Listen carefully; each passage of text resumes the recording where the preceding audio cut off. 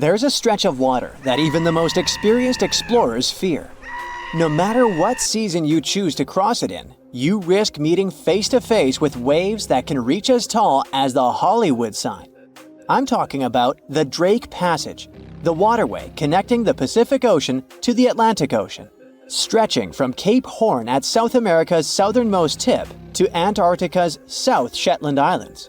It's about as wide as the distance from London to Berlin and takes up to 48 hours to cross.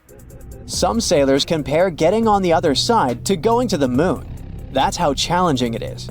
Even the man who discovered it, Sir Francis Drake, never sailed these waters because they seemed too dangerous to him and opted for a calmer, although longer, Strait of Magellan. The passage took the lives of around 20,000 sailors and over 800 ships. Tourists who want to see Antarctica cross the Drake Passage on a regular basis, although it's still often called the world's most terrifying ocean crossing. The Antarctic Peninsula, where travelers go, isn't really part of Antarctica itself. It sticks out and points towards South America like two fingers almost touching it. The water gets squeezed between these two land masses, making strong ocean currents. The passage is part of the Antarctic Circumpolar Current, the largest ocean current on Earth. The water rushes through the passage at a speed between 95 and 150 million cubic meters per second, which makes it rougher. And then there are winds that usually blow from west to east and are very strong between 40 and 60 degrees latitude. That's why those areas are called the Roaring 40s, Furious 50s, and Screaming 60s. Land slows down winds, which is why storms hitting Ireland and the UK get weaker as they move east. But Drake's latitude is the only place where winds can blow all around the Earth without being stopped by land. So they keep getting faster. These strong winds turn into huge waves that can hit ships really hard, normally around 13 to 16 feet tall. They're much higher than waves in the Atlantic. Drake Passage also has underwater mountains that you can't see. The huge current squeezes through this narrow passage and causes waves to crash against these mountains underwater. These internal waves create whirls that bring cold water up from the deep ocean. So it's not just rough on the surface, the water is wild all the way down. The first sailor managed to sail around Cape Horn and through the Drake Passage in 1616. It was a Dutch navigator, Willem Schouten, in 1616. But the most famous attempt to cross it was undertaken by Sir Ernest Henry Shackleton on his ship named Endurance. He and 27 of his men set off from South Georgia, aiming to reach Vassal Bay in Antarctica. But things didn't go as planned. On January 19, 1915, their ship got stuck in the ice. And by October, it began to sink. They camped on floating ice for 2 months before sailing lifeboats to a remote, icy place called Elephant Island. Shackleton and 5 men made a risky journey to South Georgia to get help. It took them 15 days to cross Drake Passage with hurricane winds. Finally, they arrived safely and organized a rescue for the rest of their crew. Scientists found the shipwreck of Endurance only in 2022, 10,000 feet below the water. In December of 2019, 6 fearless athletes decided to cross the Drake Passage by rowing a boat for the first time in history. It took them 12 days of non-stop rowing with a 90-minute rotation of rowers. They managed to do it, and it was probably the hardest possible way to cross the passage.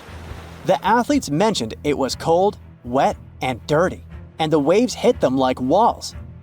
The weather in the Drake Passage changes a lot, but ship captains can always see it coming and change their path. They will move the departure time to have a safety margin and not to get stuck in the middle of the passage in the worst possible conditions. Sometimes, the journey will be smooth and calm, and they call it Drake Lake. Other times, people on the ship will feel rough waves, which is called Drake Shake. Some experienced captains who often cross the passage say that the Drake Lake effect happens once in every 10 crossings, and they see the Drake Shake once or twice in every 10 journeys. A schooner or a kayak will probably not survive the journey among giant waves, but modest vessels and cruise ships have sturdy hulls and advanced stabilizing mechanisms. So, the journey isn't that dangerous anymore. But still, it's quite an adventure, especially if you're seasick. If you don't feel like risking it but want to travel from the Pacific Ocean to the Atlantic Ocean by water the fast way, the Panama Canal is waiting for you. People first started thinking about making a water path across Panama in the 16th century. Back then, a Spanish explorer found out that only a thin piece of land separated the two oceans. But it seemed impossible to build it because of the mountains and thick jungle, so the idea had to wait a couple of centuries. Finally, in 1880, France, led by the man who built the Suez Canal in Egypt, tried to make the canal. But the people who started the construction soon found out it was much harder than it looked on a map. The land in Panama was one of the toughest and most dangerous places to dig a big waterway. Workers had to literally move huge mountains in a jungle full of snakes, where it was really hot and rainy. During the wet season, heavy rain turned rivers into wild rapids and soaked the workers. Sometimes, they didn't see the sun for 2 weeks, and their clothes stayed wet all the time. Big rocks were falling, and tiny mosquitoes that carried malaria made people very sick. And then, an earthquake happened on top of everything. They were losing thousands of people. That's why France decided to abandon the project after 7 years. Then, the United States bought the French assets in the canal zone and finished it by 1914. It cost the US around $375 million. The 50-mile-long passage of water saves ships traveling between New York and San Francisco 7,872 miles. Around 14,000 ships use it every year and pay around $1.8 million in tolls. So it looks like it all paid off. Another challenging waterway in this part of the world is the Amazon River. It's around 4,300 miles long and flows through 3 countries with over 30 million people living in its basin. But there isn't a single bridge across it. The river has many marshes and soft soils, so engineers would need to build very long bridges and very deep foundations, which costs a lot of money. Building bridges over deep water is tough, but in other places in the world, engineers can use things like floating platforms to help. The river's path and water levels change a lot during the year. During the dry season from June to November, the river is usually 2 to 6 miles wide. But in the wet season from December to April, the river can become as wide as 30 miles. And the water level can rise by 50 feet. That's why they can't build floating bridges or pontoons. The riverbanks are made of soft dirt that moves and erodes with the seasons, and it makes things even harder. It would have to be an absolutely unique project to overcome all these challenges. Luckily, there's no pressing need for a bridge across the Amazon right now. The river mostly goes through areas that are sparsely populated, so there aren't so many major roads to be connected by bridges. It's 2018. You get up early in the morning to go ashore and catch some fish. You come to the spot you were yesterday, throw the hook into the sea, and wait. The float is twitching. You've caught some fish, but hey, hello? Why aren't you doing anything? Right now, you don't care about the fish. You're looking at something in the distance. You open your mouth in surprise since you see a huge ship stuck on a shoal. It wasn't here yesterday, so it got here at night. Okay, it'll probably sail away sooner or later. You fish for a few more hours. During this time, you observe the ship and notice no movement there. Is it empty? Boats and the Coastal Service are sailing from the shore to the vessel. You decide to check it out too. You get in your old boat and go there. The mist descends to the water, making the ship look creepy. The colossal vessel is rusty and empty. But where is the whole crew? And how did it get there? The Coast Guard comes on board. They search the hold, the cabins, and the upper deck. There's someone's stuff, some remnants of food supplies, notebooks, and clothes. Everything suggests the crew has disappeared for some reason. Fishers who noticed the vessel first didn't see anyone coming down from the board. No radio signals were sent to the port, and no one reported about the ship. It appeared here from nowhere. The only chance to get any information is to look at the number and name of the vessel. This is Sam Ratulangi, PB 1600. The Coast Guard checks the information, studies the data of all the country ships, and no way! One company built the boat in 2001 in Indonesia. People used it to transport heavy loads across the seas around Asia. The ship had been properly operating for 8 years. People were delivering industrial goods to different points in the region, but something went wrong. In 2009, Sam Ratulangi was sailing near the coast of Taiwan, and that's it. There were no further records about it. There were no reports in any port. Everyone thought it must have drowned, so no one had been looking for it for years. And then, 9 years later, it appears here, big and rusty, off the coast of Myanmar, without sailors, without fuel. An investigation starts. City services are trying to find out the names of all the sailors working on the ship and find clues that would lead to solving this mystery. They also hope the ship owner will appear soon. They find 2 tow ropes on board. This means that some other ship towed Sam Ratulangi to this place. Then they identify and find 13 crew members. These people say they wanted to reach the factory in Bangladesh to repair Sam Ratulangi. Another vessel helped tow the ship, but then 2 cables tore off, and a storm began. No one wanted to stay on board during such weather, so the crew members left it.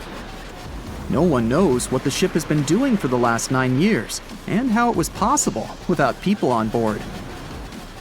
And here's another, much more mysterious ship story. On February 16, 2020, locals found a large cargo ship stuck on a rocky shore off the coast of an Irish village. The boat looked rusty, with holes in the hull and rotten parts. People hadn't seen this vessel the day before, so it appeared there at night. The last time people saw the Alta cargo ship was a few months earlier, thousands of miles off the coast of Ireland. That day, the Alta was sailing in the waters of the Atlantic Ocean. Another ship, the MS Protector, noticed it. MS Protector crew members tried to contact the ship, but received no response. The people on board realized that they were facing an empty vessel. And then, 5 months later, it appeared near the coast of Ireland. There are more questions than answers in this story, but we managed to find something out. In 2015, the Alta appeared and disappeared from the radar several times. Any ship has an internal tracking system, so people can track its route using satellites. But Alta crew members often disabled this system. Perhaps they were engaged in some illegal activity. Anyway, in 2017, the ship often sailed between the ports of Greek islands. Then, the tracking signal disappeared and appeared only 10 months later, off the coast of North Africa. During this time, the ship changed several flags. In September 2018, the Alta was southeast of Bermuda and headed for Haiti. Then, the crew started facing problems. First, the main engine failed right in the middle of the Atlantic Ocean. The ship began to drift. Several days passed, but the crew members weren't able to repair it. They began to run out of food and water supplies. The situation got even worse when they found out that a hurricane was approaching the place. Fortunately, they managed to contact the U.S. Coast Guard. A helicopter flew to the Alta on October 2nd to bring them some supplies. There was enough food for several days. Then, a rescue boat sailed to the ship. It evacuated all the sailors and delivered them to Puerto Rico before the hurricane. The Alta had to drift alone in the ocean. After a while, another ship approached the Alta to tow it to the shores of Guyana. But at this moment, everything went wrong. Someone stole the boat, disabled the tracking system, and sailed away in an unknown direction. After almost a year, the MS Protector found the empty Alta in the waters of the Atlantic Ocean. And then, 9 months later, the ship without a crew sailed to the shores of Ireland. How did it manage to travel across the Atlantic and get to the coast of Ireland? It's still a mystery. Maybe it was just luck. No one else saw the ship all this time. It was just covering huge distances, surviving storms. Who's the captain? What happened to the thieves? Who owns the ship now? One day, someone called the village administration and introduced themselves as the vessel owner, but that unknown person didn't provide any evidence. They found several barrels of oil on the ship, which they took away by helicopter. The Alta was rusting. Corrosion of metal could damage the environment. The vessel had no commercial value, yet it would have taken millions to get rid of it. There were 3 options for what to do: leave the ship where it was, tow it into the sea and let it sink, or disassemble it for scrap. But nature had its own plans. Storms and strong waves split the hull into 2 parts. The Alta was drifting without a crew in the waters of the Atlantic Ocean for about 2 years. But this is nothing compared to a ship that was traveling for 38 years. The record belongs to the SS Baychimo. It was a merchant vessel owned by some trading company. In 1931, the ship found itself on the ice off the coast of Alaska. Its movement slowed down. A thick layer of ice blocked the ship, and a strong storm only made the situation worse.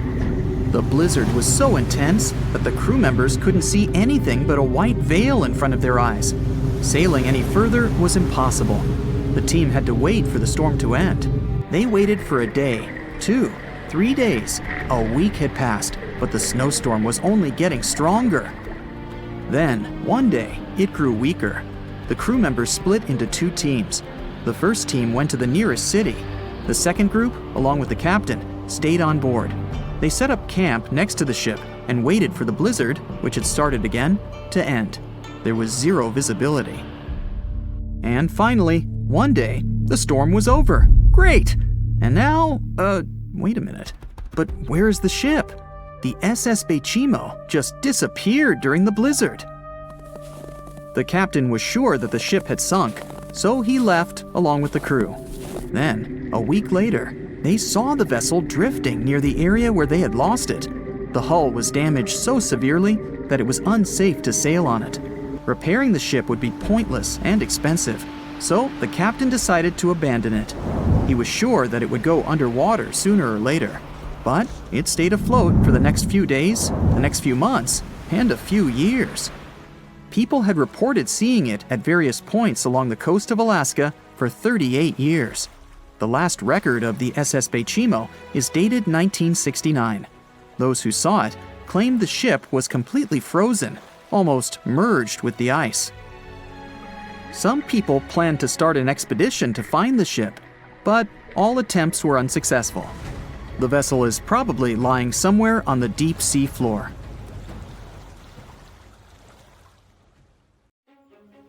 If I asked you to name the most famous shipwreck of all time, you'd go with the Titanic, right?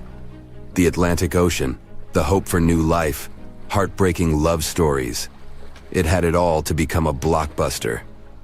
But I guess you've never heard of SS Princess Alice that submerged in the sewage of the River Thames, taking between 600 and 700 lives with it. Life in 19th century Victorian London wasn't easy, especially for working class folks. Affordable public transport and bank holidays made it a bit easier. The people could escape to the coast on a train or pleasure boat, even if it was just for a day. Sheerness on the Isle of Sheppey in Kent started as a fort under Henry VIII and then grew into a bustling town with a dockyard. When they added a railway station in 1863, it became a prime destination for day trippers and holidaymakers. Seaside promenades, charming piers, and a whole bunch of fun stuff to do by the sea. It had it all. A bit inland along the River Thames, you had the Rocherville Gardens. These gardens had archery lawns, bowls, mazes, lakes, cliff walks, and even a floral bazaar. Plus, there was an aviary, a bear pit, and a skeleton of a lost whale that had taken a wrong turn in the Thames. Londoners of the late 19th century could hop on a train or cruise along the Thames by boat, and both options were pretty popular. But on the 3rd of September, 1878, way more people than usual opted for the boat. They chose it over the railroad after a passenger train had collided with goods wagons in Kent, taking the lives of 5 people. The river felt like a safer way to go. One of the ships available for the trip was the SS Princess Alice. The paddle steamer was first launched in 1865 on the west coast of Scotland. Its original name was the Bute, and it was used as a ferry for the passengers of the Wemyss Bay Railway Company. A couple of years later, it was sold and renamed after Queen Victoria's third child. Then, it was sold again and got the nickname the Shah's Boat, as it transported the Shah of Persia up the Thames to Greenwich in 1873. The ship had gone through several alterations in its lifetime. It got new boilers and watertight bulkheads. The Board of Trade had inspected it and marked it safe. In the year of its final voyage, it was officially allowed to carry up to 936 passengers between London and Gravesend in calm water. On the day of the tragedy, Princess Alice was on what was called a moonlight trip downstream from Swan Pier near London Bridge to Sheerness, Kent and back. The trip wasn't expensive, so most of the passengers were from the working class. There was also a musical band aboard to keep the spirits up. The 3rd of September was a bright day, and many families were happy they could catch some final summer sun rays and enjoy fresh sea air. The then owner of the ship, the London Steamboat Company, had several vessels working on the route. The passengers were free to hop on and off different ships. At around 6:30 p.m., after a beautiful day in the open, the SS Princess Alice headed back to Swan Pier. No one kept official lists of passengers, so we'll never know exactly how many people were on board that evening. But they say the steamer was close to its full capacity. As it got darker and cooler, many families decided to stay inside the saloon or in their cabins below. Some stories from the steamer sound like fate. The captain of Princess Alice let his steerer stay at Gravesend and replaced him with one of the passengers. John Ayres was a sailor but had little experience at the Thames or with a vessel like Princess Alice. Alfred Thomas Merriman, a chef from East London, had been offered to work on the steamer at the last moment. He was 30 years old and a father of 4, so he couldn't say no to extra money. At around 7:40 p.m., he was standing on the deck by the saloon door. By that time, Princess Alice had passed Tripcock Point and entered Galleon's Reach. The passengers could see the North Woolwich Pier in the distance. Many of them planned to disembark at that stop. And that's when Merriman noticed a huge ship carrying coal. It was Bywell Castle. This vessel normally carried coal to Africa, but it had just been repainted at a dry dock.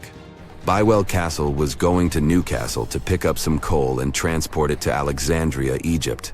The ship's captain, Harrison, wasn't too familiar with these waters, so he called in Christopher Dix, a seasoned Thames River pilot, to lend a hand, even though he didn't have to. The ship had a fancy raised forward part below the deck, and Dix couldn't quite see what was in front of him. So, they had a sailor on lookout duty.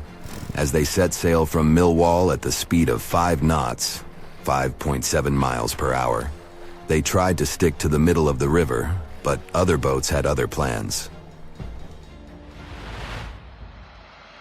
When they were approaching Galleon's Reach, Dix spotted Princess Alice's red port light, headed their way, but planning to pass on the right side. At the same time, Grinstead, the captain of Princess Alice, was going against the river's flow, trying to find the smooth waters on the south side. He adjusted his course, steering into Bywell Castle's path. Both crews realized they were headed for a collision.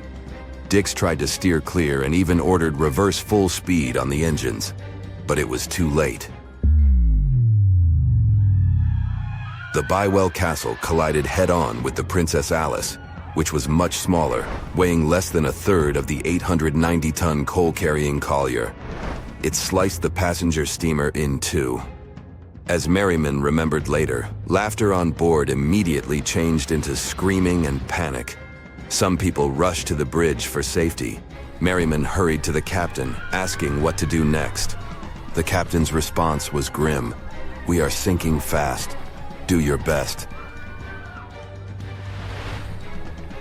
The ends of the steamer went high into the air, and the middle just sank, taking passengers with it. Those unfortunate ones who were below deck were tragically trapped. The impact caused tons of untreated sewage to gush from outlets near the collision site. The water became a frothy mess of unprocessed waste with a horrible odor. It was potent enough to make even the most resilient sailors retch. Amid the chaos, passengers struggled for life in the contaminated water. They inhaled lungfuls of hazardous waste without knowing. The crew aboard the Bywell Castle sprang into action. They dropped ropes from their deck, urging Princess Alice's passengers to climb aboard. Anything that could float, from planks to barrels, was tossed into the water to serve as flotation devices for those in need. Other members of their team launched a lifeboat, saving 14 people. Nearby boats, moored along the riverbanks, joined the mission, plucking survivors from the water. Many of Princess Alice's passengers didn't know how to swim, and it was even trickier for ladies wearing long, heavy dresses. Merriman was among the lucky ones who could swim. He first held on to a piece of wreckage, and then, when others got to it, swam away and caught onto a rope hanging over the side of the Bywell Castle. They managed to save around 130 people this way. Another survivor was Robert Haynes, who played in the Princess Alice band. He was fond of ships and had noticed the Bywell Castle a couple of minutes before the collision. He chose not to follow the rest of the band, who went downstairs for a break, and that saved his life. Princess Alice's sister ship, Duke of Teck, arrived 10 minutes too late to assist with the rescue efforts. Only 2 people who had been below deck or in the saloon managed to survive the collision. We still don't know the total count of lives taken on that day, but it's somewhere between 650 and 700. And what makes this story even more tragic is that it has been mostly forgotten.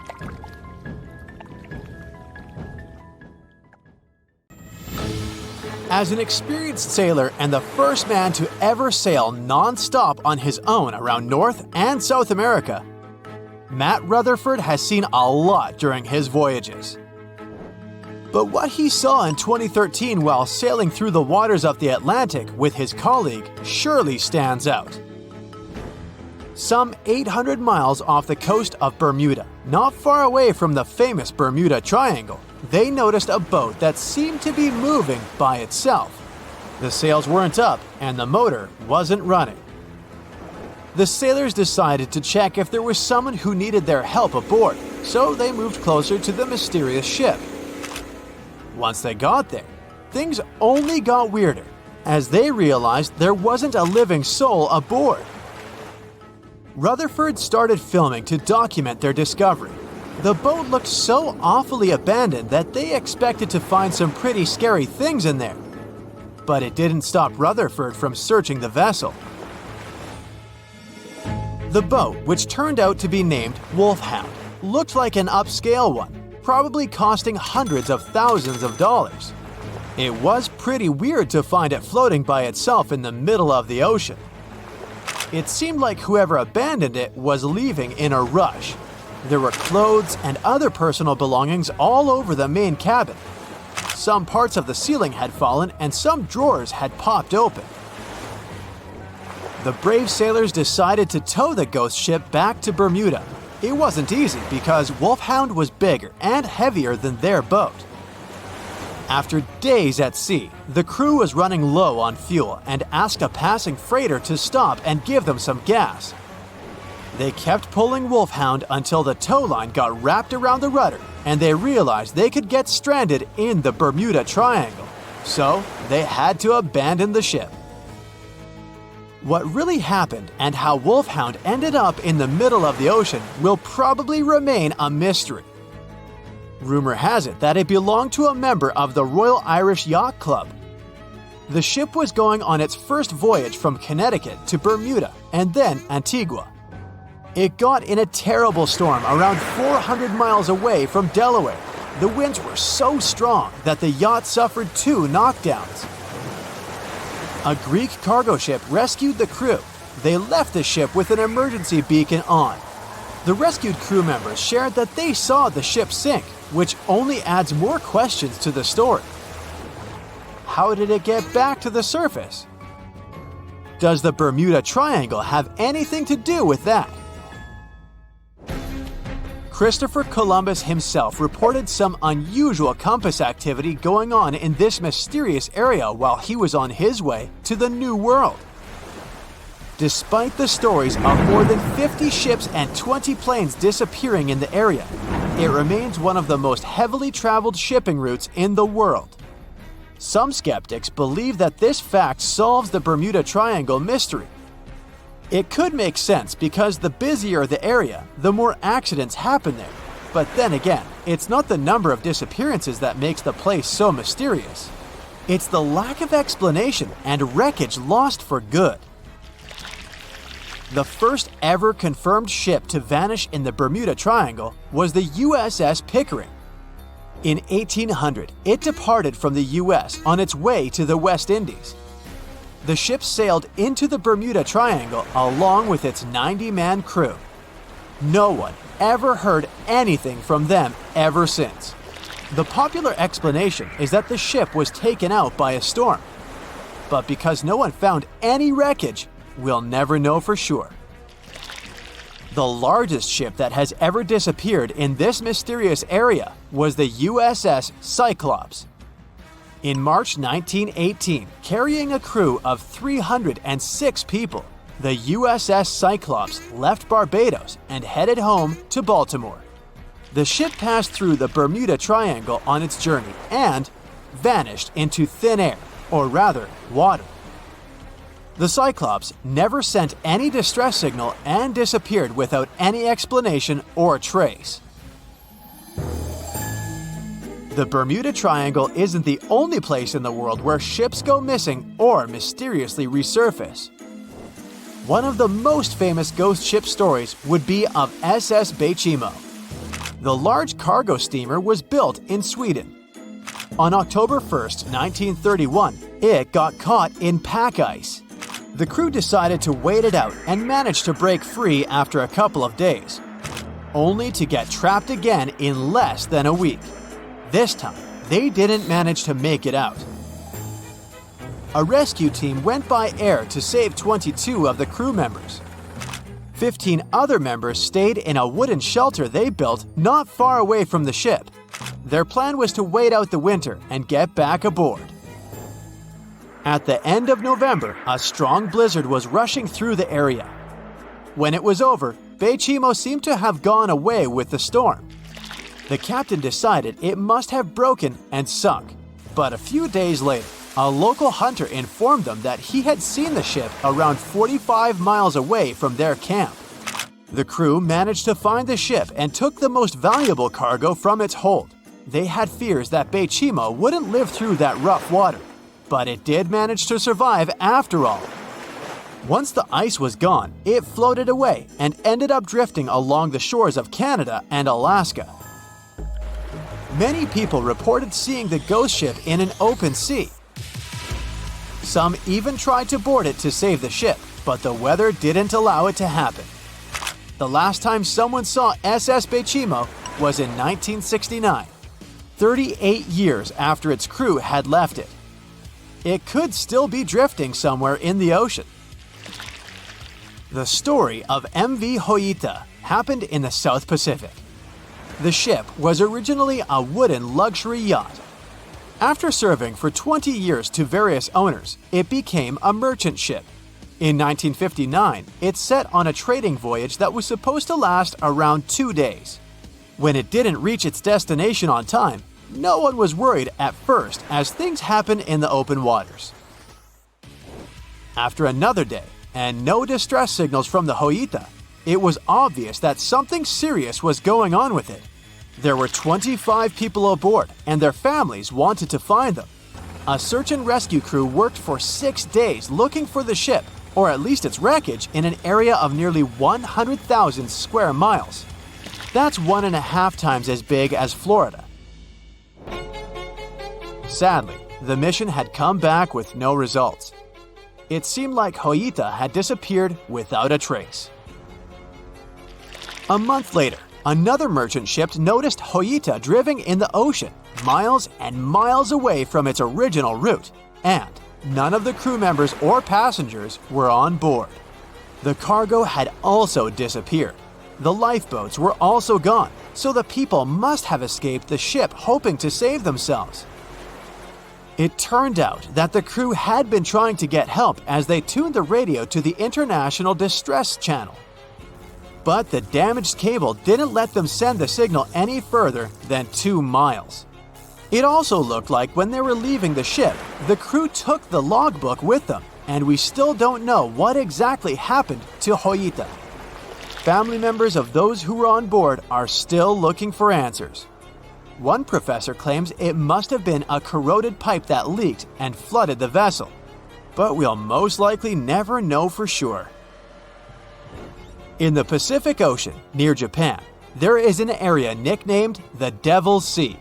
It's believed to be one of the 12 vile vortices around the Earth. Some people claim that vile vortices have weird things going on in them because the pull of the planet's electromagnetic waves is stronger there than anywhere else. The most famous ship that disappeared in the area was a fishery patrol vessel in 1952. The ship went there to investigate the vessels that went missing previously and disappeared along with 31 crew members. Scientists who don't believe it was a mysterious disappearance blame the underwater volcano eruption for what happened.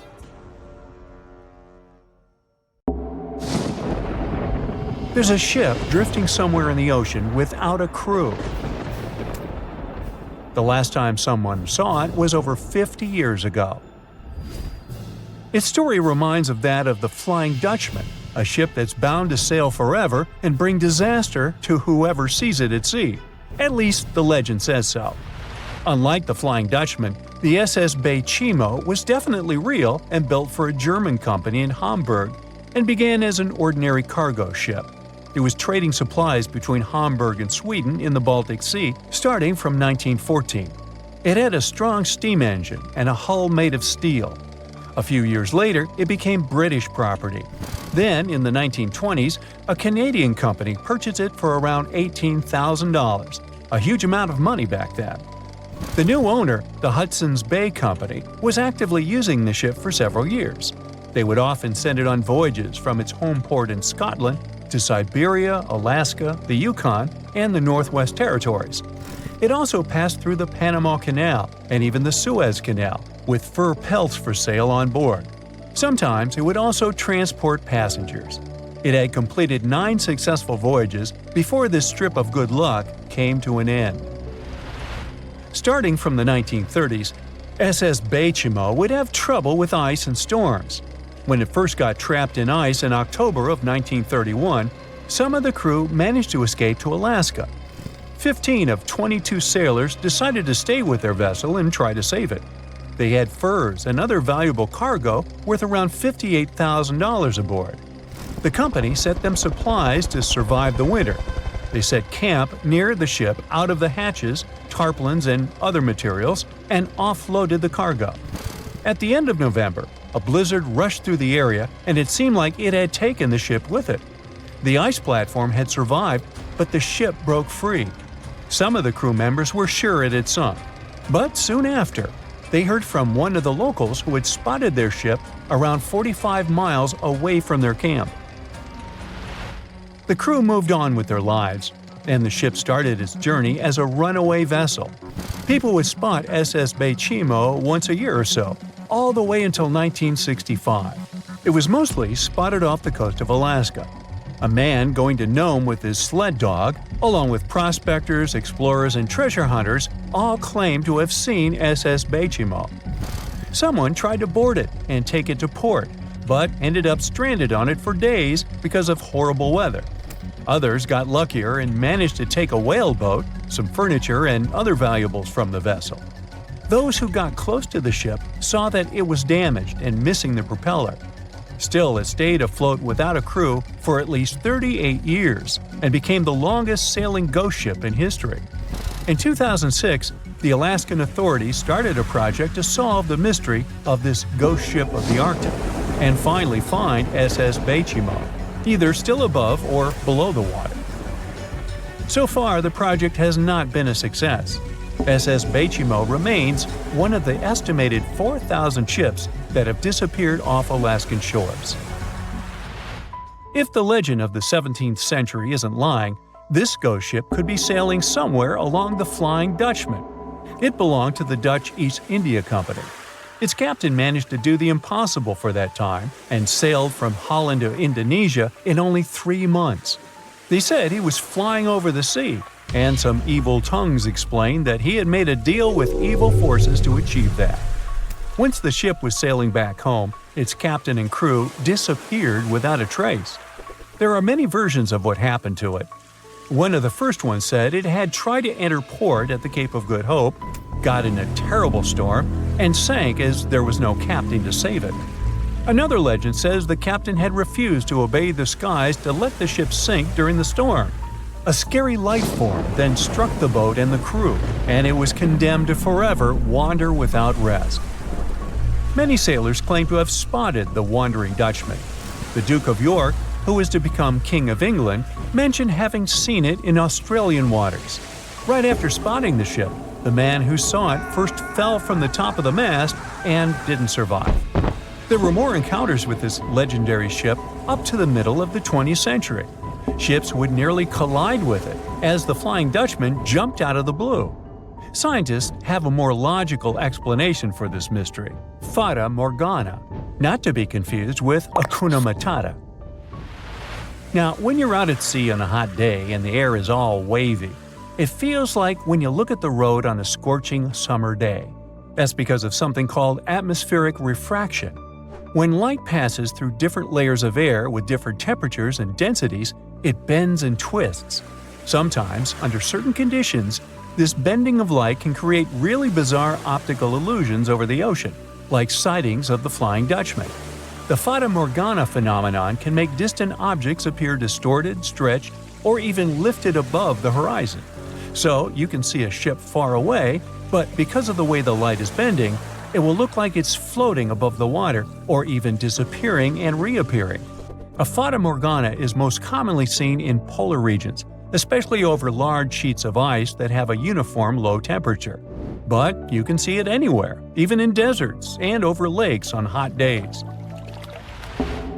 The first stories about ghost ships go all the way back to ancient Greek and Roman mythology. One of the most famous ghost ships in history is the Mary Celeste.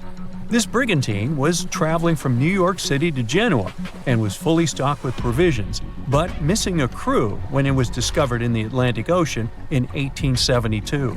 The crew's personal belongings were also there, completely undisturbed. The final entry in their log was made 10 days earlier. We still don't know what happened to its crew, and the ship has inspired many spooky stories and legends. The Lady Lovibond was another legendary schooner that is believed to have been wrecked off the coast of Kent in the middle of the 18th century. The story tells that the ship's captain, Simon Reed, had just got married and took his bride on board for a celebratory cruise, despite the superstition that it could bring bad luck. They were on their way to Portugal when the first mate, who is also in love with the captain's new wife, went mad because of jealousy, attacked another crew member, and then took over the wheel and steered the ship straight into the dreaded Goodwin Sands. No one aboard survived, and the schooner is said to reappear as a ghost vessel every 50 years. In present times, many vessels become abandoned and turned into ghost ships intentionally. There are thousands of them floating in U.S. rivers, lakes, channels, and coastal waters. Some people lose their boats in storms and other extreme weather. Others have to abandon their boats because maintaining them can cost 10% of the boat's price. Plus, docking a vessel can add up to several $1,000s every year. Most boats have been made of fiberglass, so an owner can't just recycle them as scrap metal. So, once they want to get rid of it, they often tie it to a dock and sneak away, or leave it floating far away from the shore, or just try to sink it. When ghost ships sink in shallow waters, they can cause damage to coral reefs, mangroves, marshlands, oyster habitats, and wetlands. Plus, they can collide with unsuspecting regular ships and cause real trouble. So, don't do that. Enough said.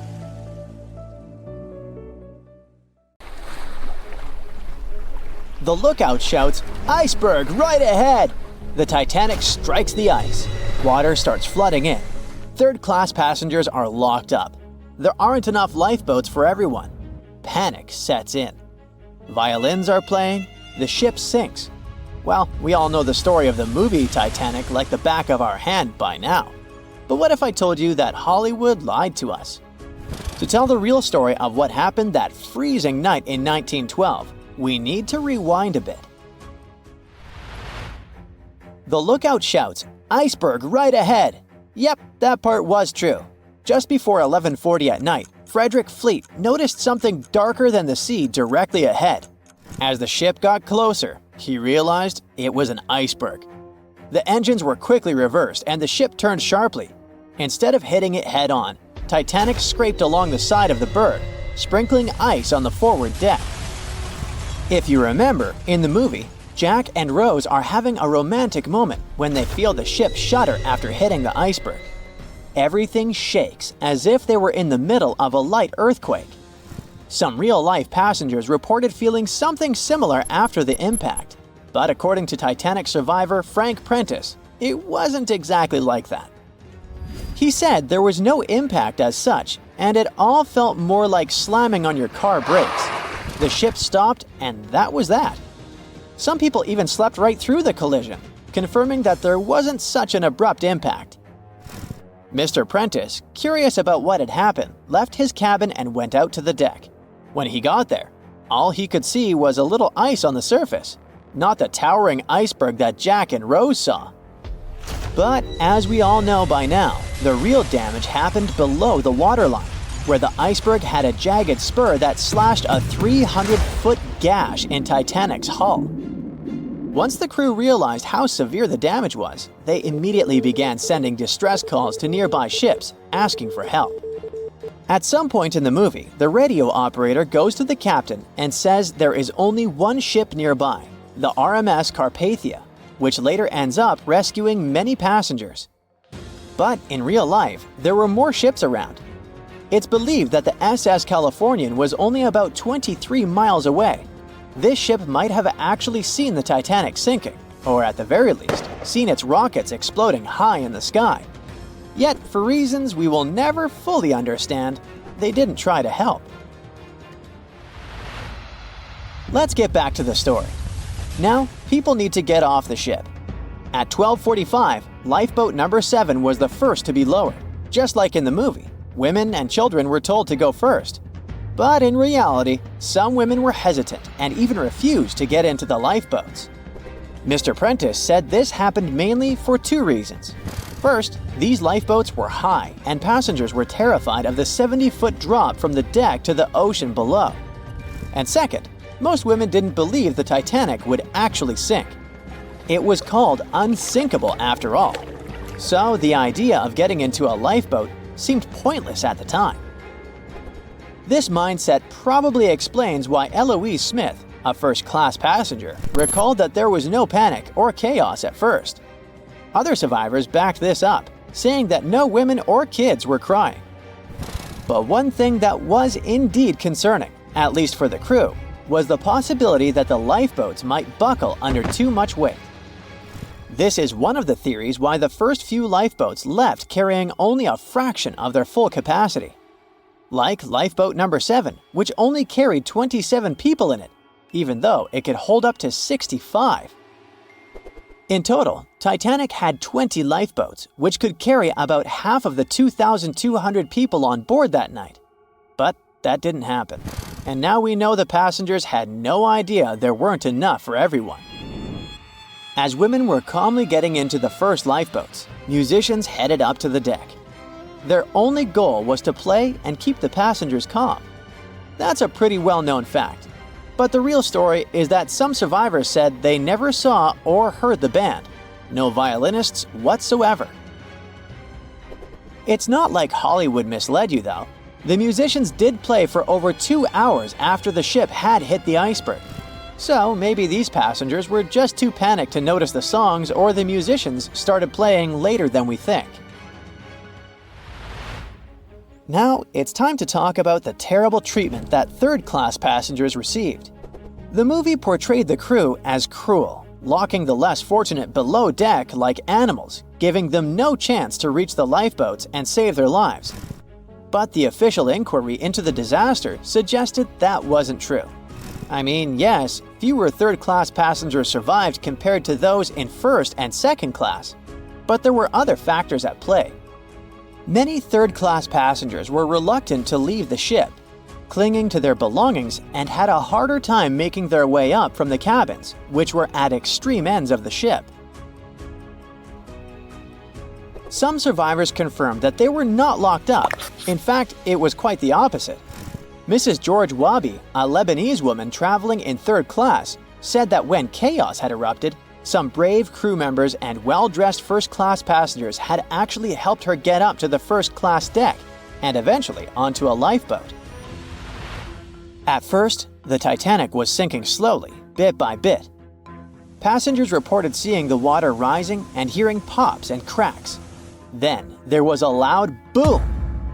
Some said there had been just one explosion, while others described it as a series of smaller explosions, which they'd thought had been the bulkheads giving way. And there's also a group of people who said they had only heard a rumbling sound. So not everyone agreed on the sound they had heard, but one thing is a fact. By 2:18 in the morning, the lights on Titanic went out, and the ship plunged into complete darkness. As the bow continued sinking, the stern rose out of the water, putting immense pressure on the middle of the ship. This caused the Titanic to break in two. In James Cameron's movie, this moment is pretty dramatic, with the ship sinking almost straight down into the water. But in reality, the break probably happened at a much lower angle, likely just below the waterline. Even so, it tilted enough that people couldn't stay on their feet and started sliding into the water. One interesting thing is that it wasn't until the wreckage was found in 1985 that it was finally confirmed the Titanic had broken apart. Up until then, survivors had given conflicting stories. At least 8 survivors claimed they had seen the ship split. Emily Ryerson, a first-class passenger, described it as if the Titanic had been sliced in half with a knife. But there was also a small number of witnesses that insisted Titanic had gone down intact. At the time, this theory was more accepted because most people still didn't believe that the supposedly indestructible ship could break in half. So why the conflicting reports? Okay, so what you don't see in the movies, for obvious reasons, is how incredibly dark it was when the tragedy happened. It was like being in a room with no light, where you can only make out shapes and shadows. That's what it was like on the lifeboats. This means passengers couldn't really see what was happening, and most of those who were close to the ship either lost their lives or were too focused on trying to survive to pay attention to the details of the wreck. Although James Cameron's film didn't fully capture how terrifyingly dark the disaster truly was, the 2012 TV series Titanic did a better job of showing the pitch-black horror of that night. Even then, the reality was much darker and more terrifying than either of these two productions could portray. Strange things occur in the cold waters of Antarctica. One of these things happened to a ship called Jenny. It was a small schooner whose history began in 1822. The boat and its crew set sail and disappeared a year later. For 18 years, the ship was considered sunk.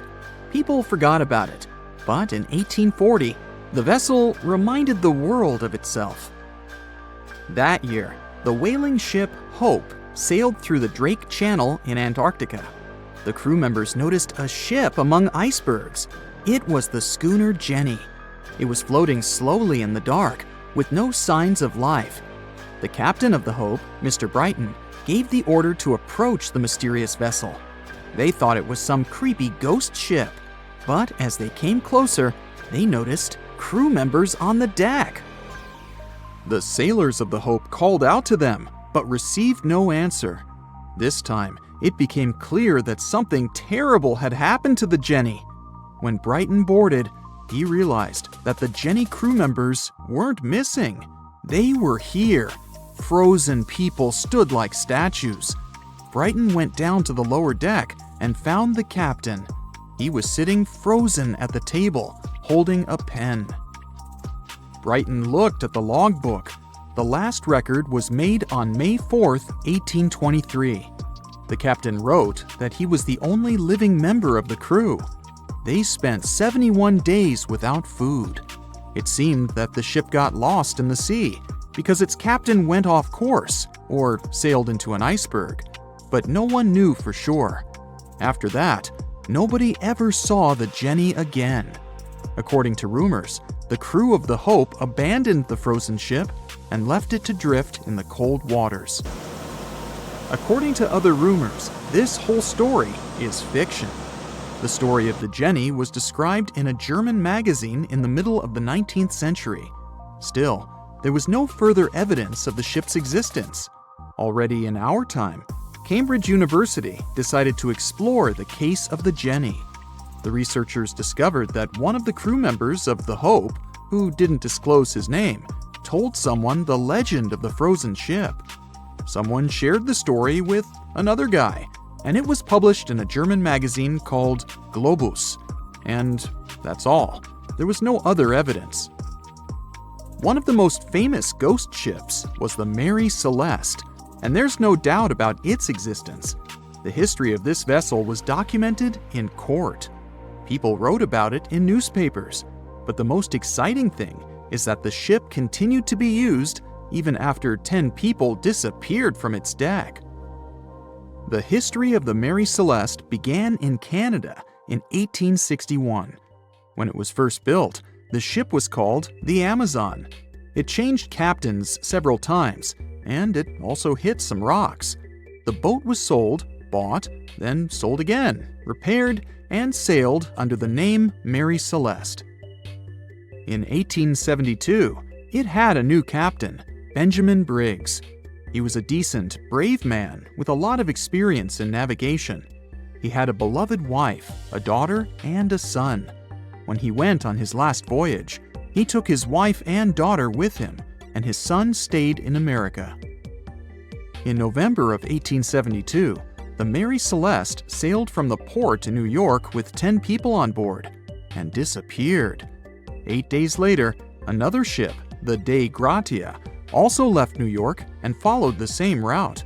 Dei Gratia's captain, David Morehouse, noticed the Mary Celeste and immediately realized something was wrong. The ship was moving too freely, as if no one was controlling it. The captain tried to contact the crew members, but no one answered him. Then, together with other sailors, he climbed aboard the Mary Celeste.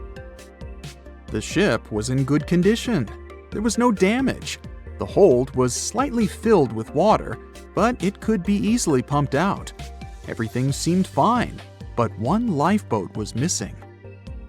The crew members' valuables were in their cabins. The cargo was in the hold.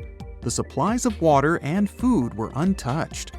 Judging by the records in the logbook, the ship was caught in a storm, but it was not too strong. Other ships also sailed through this storm, but nothing bad happened to them. The last record was dated November 25th, and it claimed that everything was fine.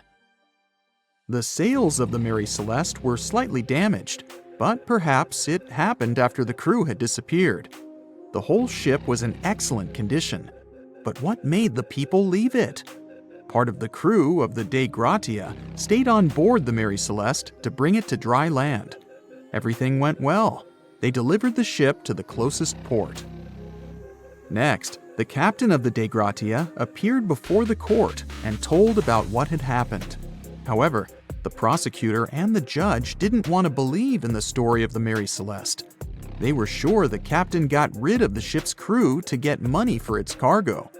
According to the maritime laws of that time, if you found a ghost ship with valuable cargo, then a substantial part of this cargo belonged to you.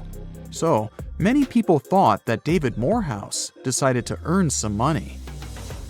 This version seemed to be more valid than the one about the mysterious disappearance of 10 people.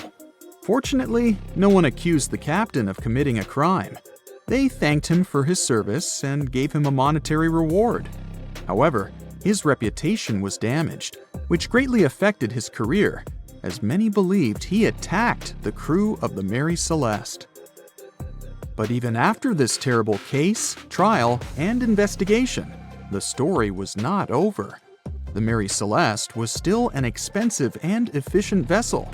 It sailed several times, but then one captain crashed it into the reefs to get insurance. The court revealed this deception and accused the captain of intentional property damage. The story of the Mary Celeste became famous all over the world. People began to build their theories, realistic and not. Someone believed the ship had sailed through the Bermuda Triangle, but this version was quickly refuted, as the route of the Mary Celeste passed thousands of miles away from the Bermuda region. Did the Kraken or another giant monster attack the ship? Nope. Since the boat was found in almost perfect condition, there were no signs of a struggle. One of the most popular versions was that the crew of the Mary Celeste stole some valuable cargo and sailed to Spain on the rescue boat. However, those who knew Captain Benjamin Briggs said he was a good, honest man. Besides, he had a son in New York, and Briggs would never leave him. A more thorough investigation revealed that a series of accidental circumstances could have caused the disappearance of the ship's crew. Before its last voyage, the vessel delivered coal. Perhaps the pump intended for pumping water got clogged with coal after that. And when the ship got into a storm, the hold filled with water and the pump broke. The captain couldn't understand the amount of water because numerous barrels in the cargo hold blocked the view. Benjamin Briggs assumed it was dangerous to stay on the ship during a storm, so he evacuated with the passengers on a lifeboat. Perhaps they were close to land and decided to sail there, but the storm intensified and overturned the boat. Also, one record in the log journal said that the chronometer was faulty. It was a device that helped to determine your location at sea using longitude. Briggs got lost and didn't know which way to sail. The storm was strong, and he couldn't determine whether the ship would sink. Perhaps Briggs decided to leave the ship in a rescue boat when he saw the coast of the Azores. The uniqueness of this ghost ship case is that, unlike many others, you can investigate it yourself. There's a lot of information about the Mary Celeste on the internet. There are documentaries and research articles. Perhaps you'll be able to notice something that others haven't seen and solve the mystery of the disappearance of 10 people. The movie Jaws came out in 1975, and since then, people have been terrified of sharks. Some people fear seeing a great white's head come out of their showers, not to mention the fear of running into one at your local pool. Of course, none of this is actually possible, but some other scary shark stuff is. Like, yes, sharks can attack boats. They probably won't sink one. It depends on the size of the shark and the size of the boat. Today, we're diving deep into the facts and myths about the sea's biggest predator. It was the year 1953. On a typical July morning, two fishers set out on their daily lobster harvest. They took their white-hulled dory out to sea off the coast of Cape Breton Island in Nova Scotia, Canada. Since it was the lobster season, the sea was dotted with several dories spread out across the water. But that day, something strange happened. As soon as they put the dory at sea, they noticed a large dorsal fin chasing after their boat. They were surprised to see that the shark would follow their boat's every move. For an entire week, they took out their white dory from the harbor, and the shark followed them around. Until one morning, as the men were alone at sea, the shark charged at full speed at the boat and smashed a 7-inch hole in its bottom. The boat turned over, and both men fell into the water. The shark didn't come after the men, though. Instead, it swam away and disappeared for good. To clarify, a dory is a small, fragile boat usually measuring 16 to 23 feet long. So how long did that shark need to be in order to sink it? Well, as soon as the boat was retrieved from the ocean, researchers found something interesting. One of the shark's teeth was found stuck in the hull. According to Harvard experts that analyzed the tooth, it most certainly belonged to a 12-foot white shark that weighed around 1,200 pounds. One thing intrigues scientists a whole lot. The great white didn't seem to be interested in the man aboard, but rather in the boat itself. The question is, why? Some people suppose that this great white followed the dory around because it was white, and the animal probably thought it was some big white mammal.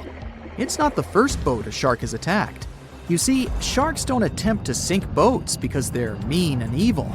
Rather, it's due to murky waters and hard materials that make them mistake inanimate objects for their usual lunch menu. But that's not what we've learned from popular culture. In Jaws, the protagonist shark managed to poke several holes in the orca as it rammed the boat. The orca was a Nova Scotia-style fishing boat, made out of wood planks. It wasn't a huge boat, so it seemed plausible that a great white could ram it. But, according to Mythbusters, that's very far from the truth. A great white swimming at its maximum speed wouldn't be able to take down a medium-sized fishing vessel. The same goes for bigger boats. Some bull sharks or great whites can turn over smaller vessels though, like kayaks or small boats.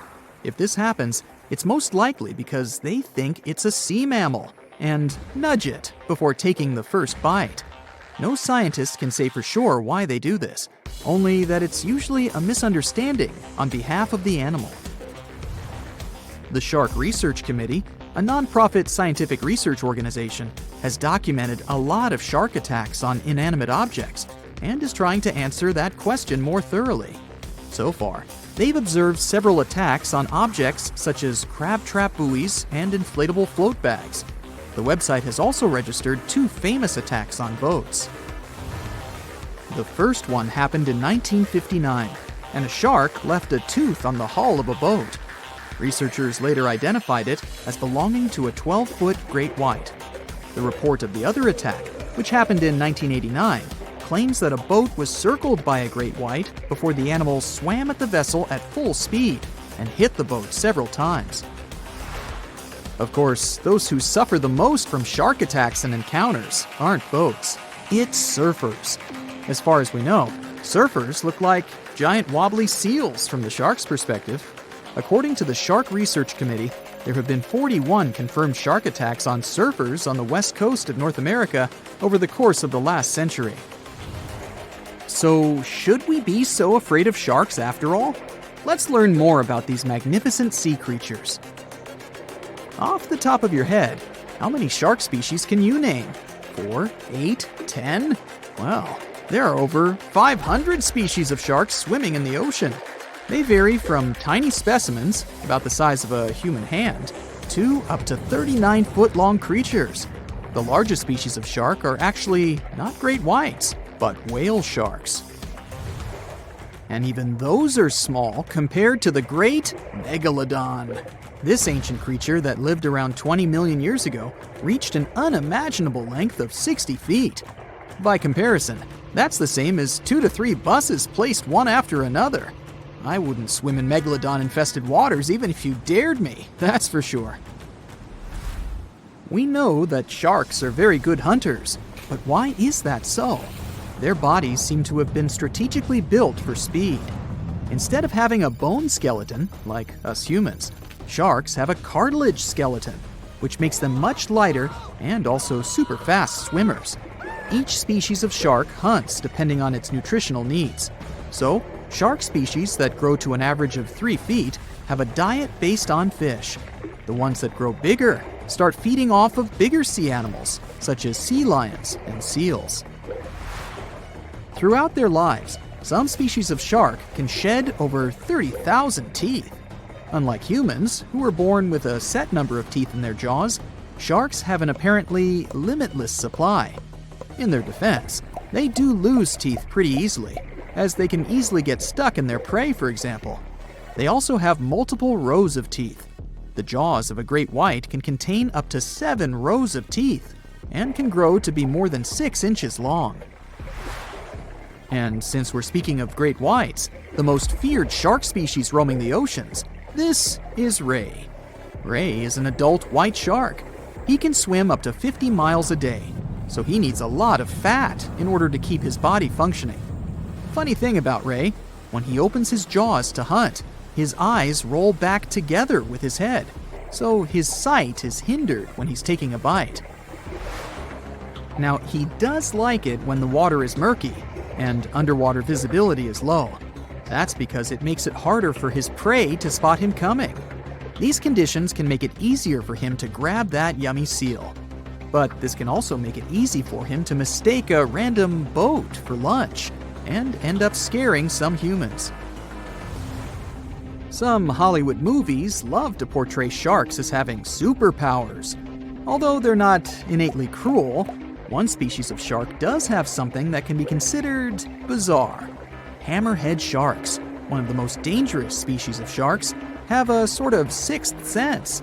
Inside their heads, they have electroreceptor organs called ampullae of Lorenzini. These organs allow sharks to detect the electromagnetic fields of all living things in the ocean. This ups their hunting abilities to another level. They can even find prey hidden in the sand because they sense its electromagnetic field. You should know one thing. If a shark lives in a balanced ecosystem, it won't feel the need to attack unknown things. These animals are curious, though, so maybe we should cut them some slack when they bite a piece off a random boat. Thick fog is rising over the ocean as the sun is slowly sinking towards the horizon. It's hard to see further away than a few dozen feet, but that's enough to notice a hulking, skeletal shape in the distance. As your ship approaches the figure, your heart beats faster, and then you make out the details of another vessel, abandoned by the looks of it. Ghost ships do exist, and their mysteries aren't always solved. Take MV Hoita, for example. It was a wooden vessel built in 1931 as a luxury yacht. It had served well to various people over 20 years before it was bought by a Samoan sailor and became a merchant ship. In 1955, though, Hoita's service came to an abrupt and mysterious end. On October 3rd, it set sail for another trading voyage that should have taken no more than 48 hours. Delays happen in the sea, so when Hoita didn't arrive on October 5th as scheduled, there was little worry yet. But then it failed to come on the following day too. There was no distress signal or any other sign of Hoita's presence anywhere between its departure and arrival points.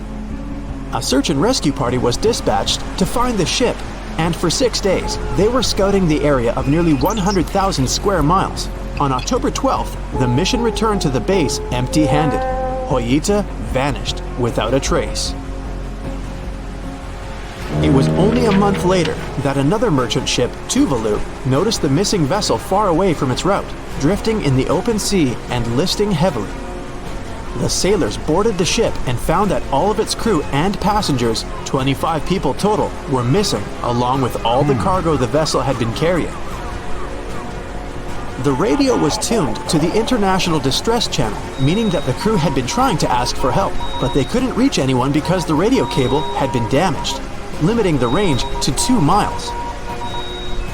The lifeboats were missing as well, indicating that people on board must have left the ship. Unfortunately, they seem to have taken the logbook with them, leaving the rescue team clueless as to what had happened. Even today, the mystery of MV Hoita hasn't been solved yet. No one knows where the crew and passengers had gone and what had caused them to leave.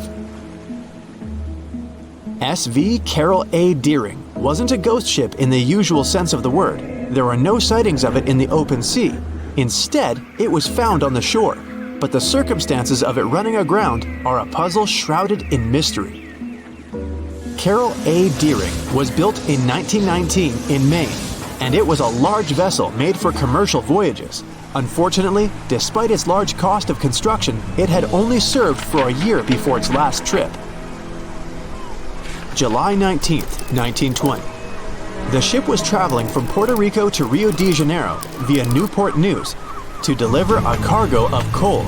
It was almost halfway to the final destination when the captain fell seriously ill, and the crew turned back to drop him and his son off and replace the captain. The voyage went without incident, but when it came to Barbados in December to resupply, there were strange moods among the crew. The first mate didn't seem to be happy with the new captain. No one paid much attention to it back then. when they probably should have.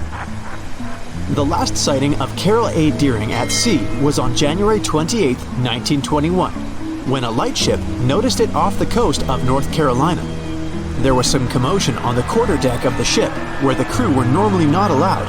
Then, another vessel sighted it, but there was already no one on the decks. On January 31st, the merchant ship was found hard aground in the Diamond Shoals, a site notorious for numerous shipwrecks that had been occupying there for centuries. When the search and rescue party boarded the ship, they found it abandoned, the log and personal belongings of the crew gone, along with the 2 lifeboats.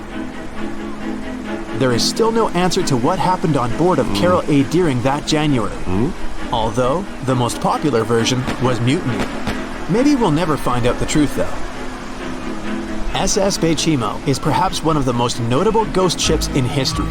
This large cargo steamer was built in 1914 in Sweden and plodded its way dutifully over 16 years, trading provisions for pelts with native tribes of Alaska and Canada. But then, on October 1st, 1931, Baychimo got caught in pack ice. At first, it seemed the crew would be able to wait it out and continue on their route because the ship broke free in a couple of days. But in less than a week, it became caught again, this time for good.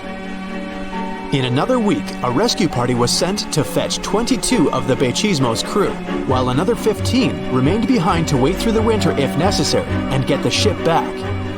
But a month later, after a powerful blizzard struck their camp, the sailors went out of their shelters only to find the ship gone. Luckily, a few days later, a native hunter told that Baychimo hadn't been lost yet.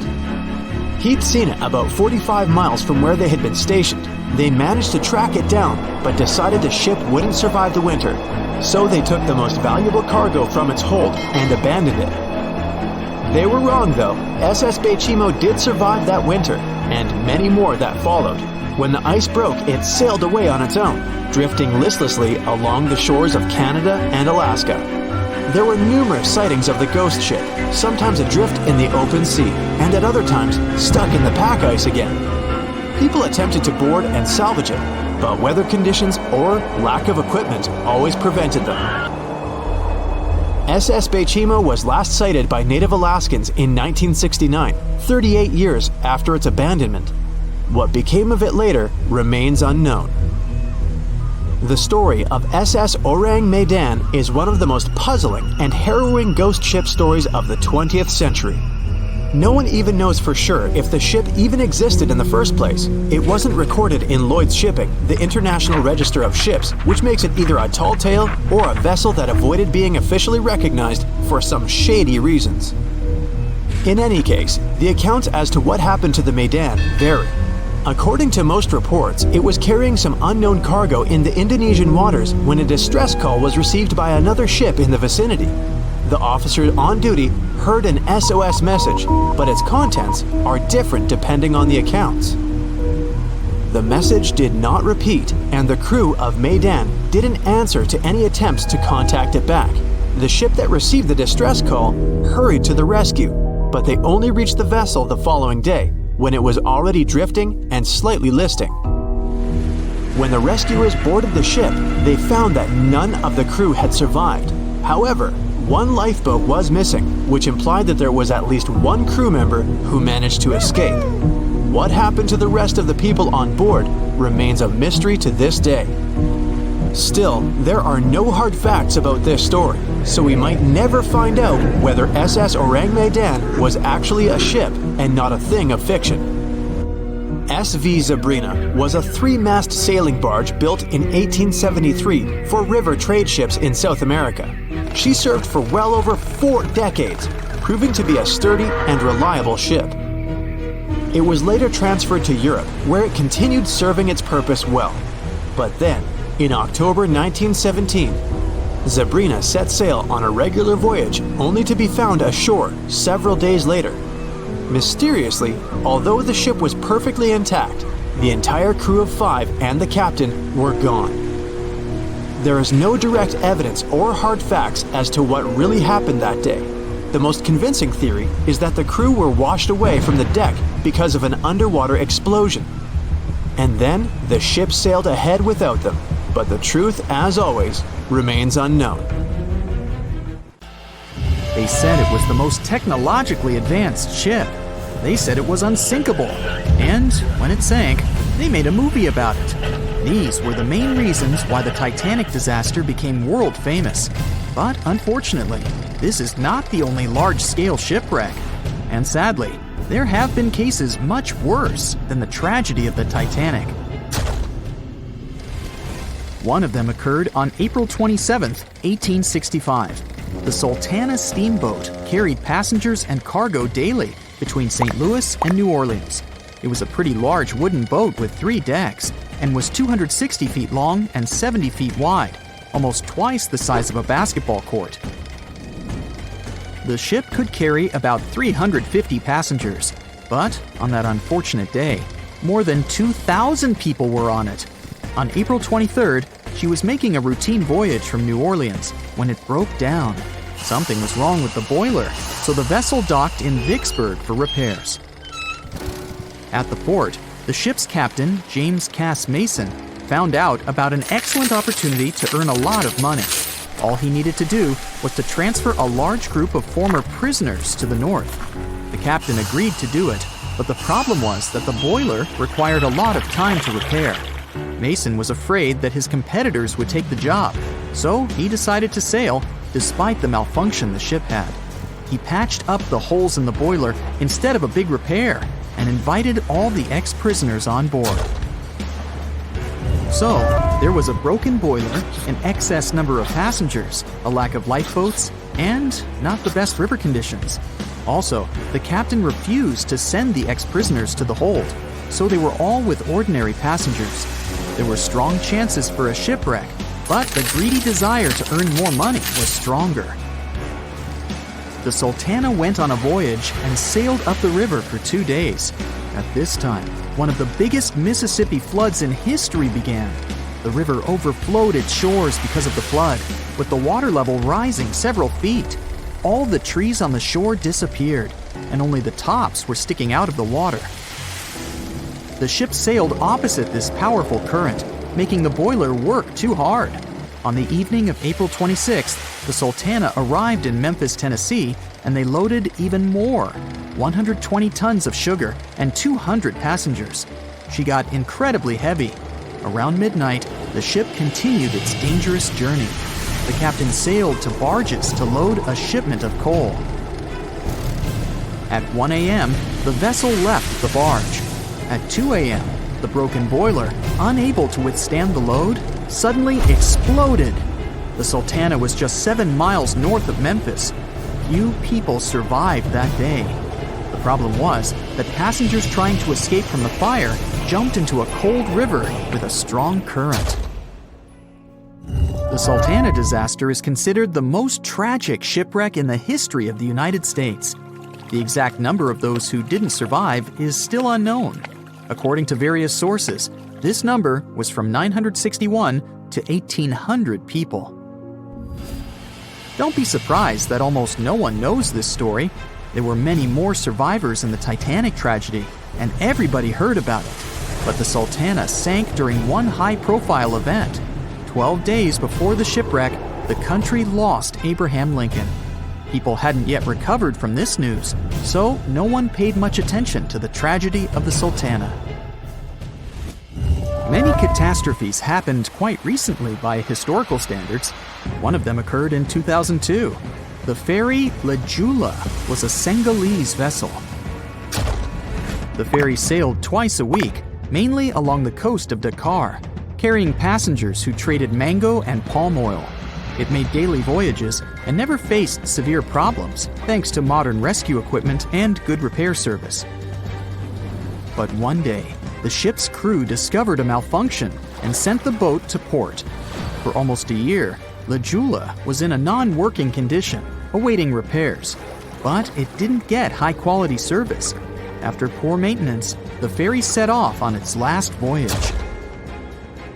On September 26, 2002, La Jula sailed between southern Senegal and Dakar, and at 11 p.m. headed toward Gambia, where a strong storm began. The wind raised high waves, but this wasn't critical for the large passenger ship unless the number of people on board didn't exceed the established norm. La Jula was supposed to carry about 500 passengers, but had many more people that day. Too many passengers, poor repairs, and a strong storm caused severe problems for the ship. But the main factor in the shipwreck was that La Jula was only built for sailing in coastal waters, but that day, it sailed far from the shore. Big waves started rocking the boat, and at some point, it just turned upside down. The ship's deck went underwater, and its lower part stuck above the surface like an iceberg. All the passengers sitting in cabins fell on the ceiling and lost their orientation in space. There were no holes or damage in the ship's hull, and water flooded the lower decks for a long time. The vessel stood in a twisted position for several hours. Then, the boat began to sink when the water seeped through the deck and hold. The ocean was warm, but no one came to save the passengers. People had to wait almost 4 days to be rescued. Unfortunately, only a few managed to survive. The Philippines is a very dangerous area for ships. This place consists of several thousand islands and a vast area with shallow water. Ships can run aground and damage the hull with reefs and pitfalls. On September 20th, 1987, one of the most terrible disasters in navigation history occurred there. A Philippine passenger ferry called Dona Paz left one of the islands and sailed toward Manila. The sun was shining, the ocean was calm, and the visibility was good. But for some reason, the crew members didn't notice how the tanker Vector was approaching them. The two ships collided at low speed. The collision wasn't strong, but the problem was that the Vector had tons of oil on board, and the Dona Paz crashed into the cargo hold where that oil was stored. So it spilled all over the ocean, and then a spark slipped through. Not only did the two ships catch fire, but also filled with water. Both ships sank in a matter of seconds. Only a few dozen people survived that disaster. On September 27, 1854, the passenger ship Arctic sailed from Liverpool to New York. The fog came rolling down, and visibility got really bad. Another boat appeared out of the thick white haze, the French steamer Vesta. The ships were close enough to each other that a collision was inevitable. The French vessel was smaller, so it seemed to the Arctic's captain that Vesta had received a lot of damage. And while he was staring at the other ship, his boat got quickly filled with water. The captain gave the order to sail to the shore as fast as possible, but the ship's engines stopped working because of the flood. Then the ship's crew started to lower lifeboats with women and kids.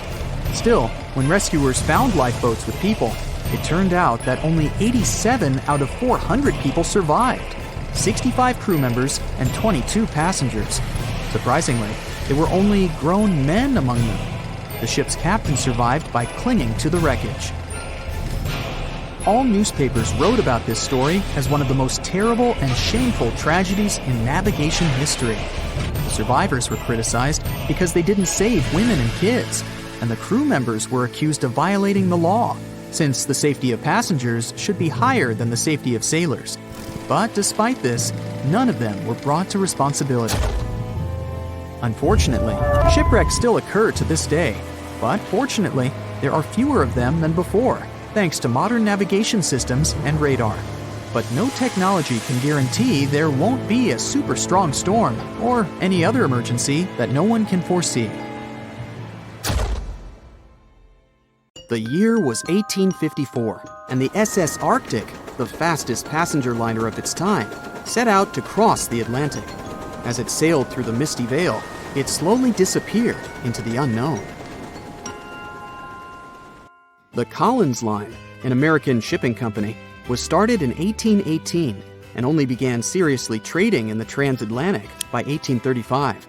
Its steamships crossed the Atlantic from Liverpool to New York within just 10 days. Doesn't sound like a great speed today, I know, but back then, the same thing took other ships several weeks.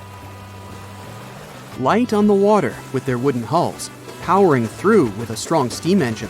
Those steamships were the favorite choice for many high-profile people. What could go wrong with such an advanced ship, they thought. This reminds me of some other ship everyone believed to be unsinkable. But anyway, back to the Collins Line. It grew to be a serious contender on transatlantic routes, with only one other competitor, the Cunard's Line. It was a British company also aiming to be the main force through the Arctic Passage. In 1835, the company received a new ship that traveled to Liverpool and came back to New York with the largest cargo ever at that time. From then, the Collins Line was steadily growing. It seemed like there would only be future successes for it. Unfortunately, their lavish ships became costly to run with the amount of coal used. Massive power along with weak wooden hulls meant they needed many repairs after each voyage. So, every trip ended up being expensive. But since the ships were safe and had a great reputation, people were willing to pay the price, and the company was definitely not in crisis. They had achieved something no one had managed to do before them. Like I told you, their ships crossed the Atlantic in a whopping 10 days, and Edward Collins, the owner, was very determined to maintain the pace. Their 5 ships easily outran the Cunard's Line of only 3. With this great praise, it provided more attention. Though the Cunard's ships were slower with their iron hulls, they believed there was still profit, regardless of how slowly they sailed. Among Collins' ships, the Arctic, the third of them to be launched, was the largest, reaching 284 feet long, with 2 side-lever steam engines, each with 1,000 horsepower. The paddle wheels made 16 revolutions a minute when at full speed. At the time of its launch, the press called it the most stupendous vessel ever constructed in the United States. But glamour and fame couldn't avoid what would come next. On the 27th of September, the Arctic was on its journey from Liverpool to New York, continuing a speed pace through the thick fog. It's possible that by that moment, after 4 years of record-breaking trips, the crew became overconfident with their sailing and the ship. Going only 50 miles from Newfoundland, they carelessly continued through the fog with no radio contact, sonar, or any other form of identifying objects, equipped only with Morse code. A smaller ship, the SS Vesta, which operated as a fishing vessel, often worked around Newfoundland. It was passing through the same path as the Arctic and crashed into its side. Shocked by the collision, the captain of the Arctic offered help to the much smaller Vesta, but it was soon clear that the damage that seemed minor on the Arctic was far worse. Beneath the waterline, a hole was letting water into the hull. The cost of the much faster wooden hull now seemed less valuable.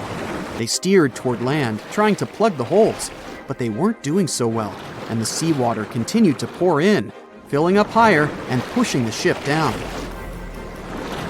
And finally, once the engine room was full, it put out the boilers, taking away the massive power the Arctic was once legendary for. They moved slowly until coming to a complete stop. The ship continued to sink, and the order was to abandon it.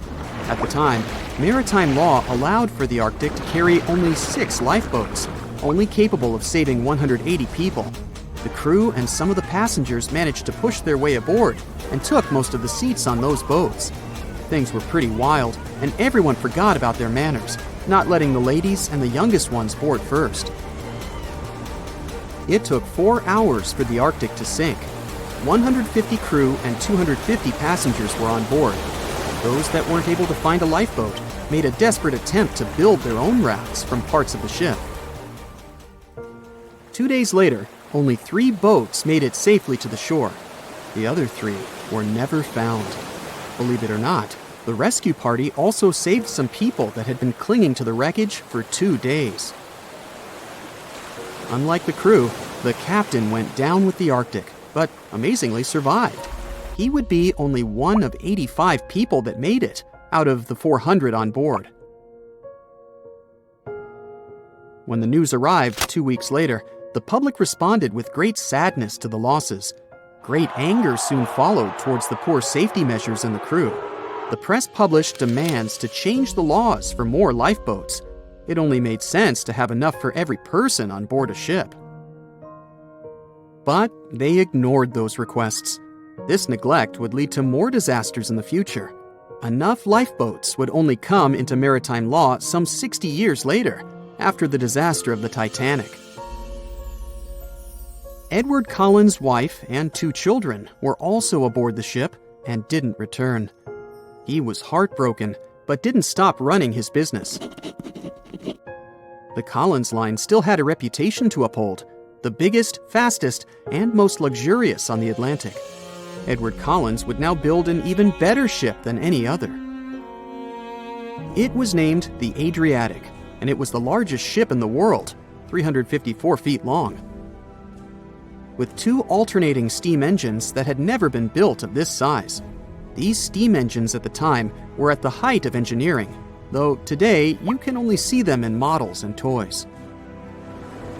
With the new addition of 2 masts, the Adriatic would also be able to sail if needed. Luckily, they made some lessons from the disaster of the Arctic. But before their new ship, the Adriatic, was built, another disaster had occurred. The sister ship of the Arctic had also sunk. They believed this second ship was desperate to stay in front of the Cunard's line and hit an iceberg somewhere during the race. This weird contest took the lives of 141 people. The desperation of Collins and his weakly built hulls pushed the company towards bankruptcy in 1858. The newly built Adriatic, costing over $1 million, had only made 1 voyage in the end. And even that voyage was considered a disaster. The ship collided with a tugboat. It still managed to finish its maiden voyage at a suitable time. After the company had gone bankrupt, they had to sell the ship for only $50,000. They removed the great giant engines, replacing them with only sails. Although it was once the greatest ship on the high seas, it was only 30 years later until it was abandoned, labeled irreparable, and anchored in a river. The other remaining ships were also sold and only used for parts. Edward Collins left the industry altogether, seeking work on dry land instead. As the Collins Line was no longer in the mix, the Cunards would grow in strength. Without competition, they would win the Blue Riband for the next 30 years, and 180 years later, after producing hundreds of ships. They still have a constant presence on the seas, as they provide transatlantic crossings, world voyages, and leisure cruises. To this day, the Cunard Line is the only one to run ships between Europe and America, and it's great proof that it's not always the fastest that's the best. April 1912 marked one of the most terrible tragedies in the history of the world. The most unsinkable vessel, the pinnacle of engineering at that time, the huge Titanic, sank. On that dark, moonless night, the ship had many chances to save its passengers. There was another ship just a few miles away that could have saved the Titanic, but it didn't. It wasn't a phantom ship, and it's not some legend or a theory. This is a documented reality. There are records and witnesses' statements confirming this, but why didn't this ship help? Let's find out what happened that night by looking at these events from 3 different points of view. Let's start with the Titanic version. 11:30 p.m. The moon hides behind black clouds. Visibility is bad. Everything is calm on the Titanic. Under the captain's guidance, the communications operator stays in touch with the mainland through the radio. At this moment, some stranger breaks into the frequency, interrupting the operator's communication. It's unclear what this strange man wants and what he's talking about. The operator doesn't try to figure it out. He shouts at the guy, demanding him to disconnect. The connection is interrupted. At 11:40 p.m., the Titanic crashes into an iceberg. The ice breaks the hull. Water begins to flood the lower decks. Nobody is panicking yet. 20 minutes later, at midnight, the ship's crew sends a distress signal through the radio frequency. Few people understand how bad the situation really is. After 20 minutes, at 12:20 a.m., they start lowering lifeboats with passengers. At 12:25 a.m., they receive a response to the distress signal. This is RMS Carpathia. Their captain reports they're already sailing at maximum speed towards the Titanic. But the problem is that the crash site is 58 miles away. This means Carpathia will only be here in 4 hours. At 12:45 a.m., the sinking ship's crew release rockets into the air. These flares are one of the main reasons for the terrible fate of many passengers, but more on that later. 90 minutes later, the Titanic's deck breaks and the ship dives underwater. At 4:10 a.m., the Carpathia finally arrives at the shipwreck location. The crew members make heroic efforts to save all the people. They take 705 survivors on board. At this moment, another ship appears. It's SS Californian. The Carpathia sails towards the New York coast with all the people. The Californian floats in search of passengers and finds nothing but wreckage. The ship was only a few miles away while the Titanic sank into the icy water. The Californian could have saved these people, but did nothing. Its captain, Stanley Lord, made one of the most terrible acts that a sailor can allow. He didn't help a sinking ship. When the world found out about all this, they detested Captain Lord. They couldn't bring charges against him, and the trial didn't punish him. But his career was ruined entirely, as no other ship company would hire him. Despite this, he never confessed he had been guilty. Before he passed away, the captain said it hadn't been his fault. If this was true, then what happened there? This brings us to the Californian version. It's the night of April 14th. The Californian is sailing in the cold waters of the North Atlantic. The ship gets into a section with a lot of icebergs. At 10:10 p.m., Captain Lord stops the ship. It's too dangerous to move around this area, as they can damage the hull. At 11 p.m., the ship starts drifting. It's impossible to move in such conditions with such poor visibility. The captain knows that the Titanic is coming here, so he orders the radio operator to warn the ship about the danger. Radio operator Evans turns on the receiver and tries to contact the Titanic. He spends about 30 minutes on it. The connection is finally established. At this moment, the Titanic radio operator is speaking with the mainland. Evans interrupts this conversation and tries to warn the ship about icebergs. The operator doesn't understand Evans' words. He's annoyed because Evans broke into the channel so brazenly. He shouts at Evans and cuts the connection. Tired, Evans turns off the receiver and informs his superiors about the incident. It's still a mystery how the captain reacted to this news. He probably thought the Titanic knew about the danger. He lets Evans go to bed.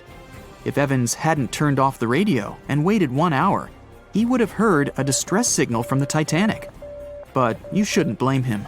At this point, he has no official reason to stay at the transmitter. Evans is too exhausted and can't fight drowsiness. So, Evans goes to bed. The Titanic begins to sink. Its captain sends a distress signal. The operator on board the Carpathia catches it, but the Californian doesn't, since the receiver is turned off. Captain Lord can't sleep. He feels that something is wrong. Meanwhile, the Titanic is rapidly sinking under the water. The captain gives the order to launch rockets into the air.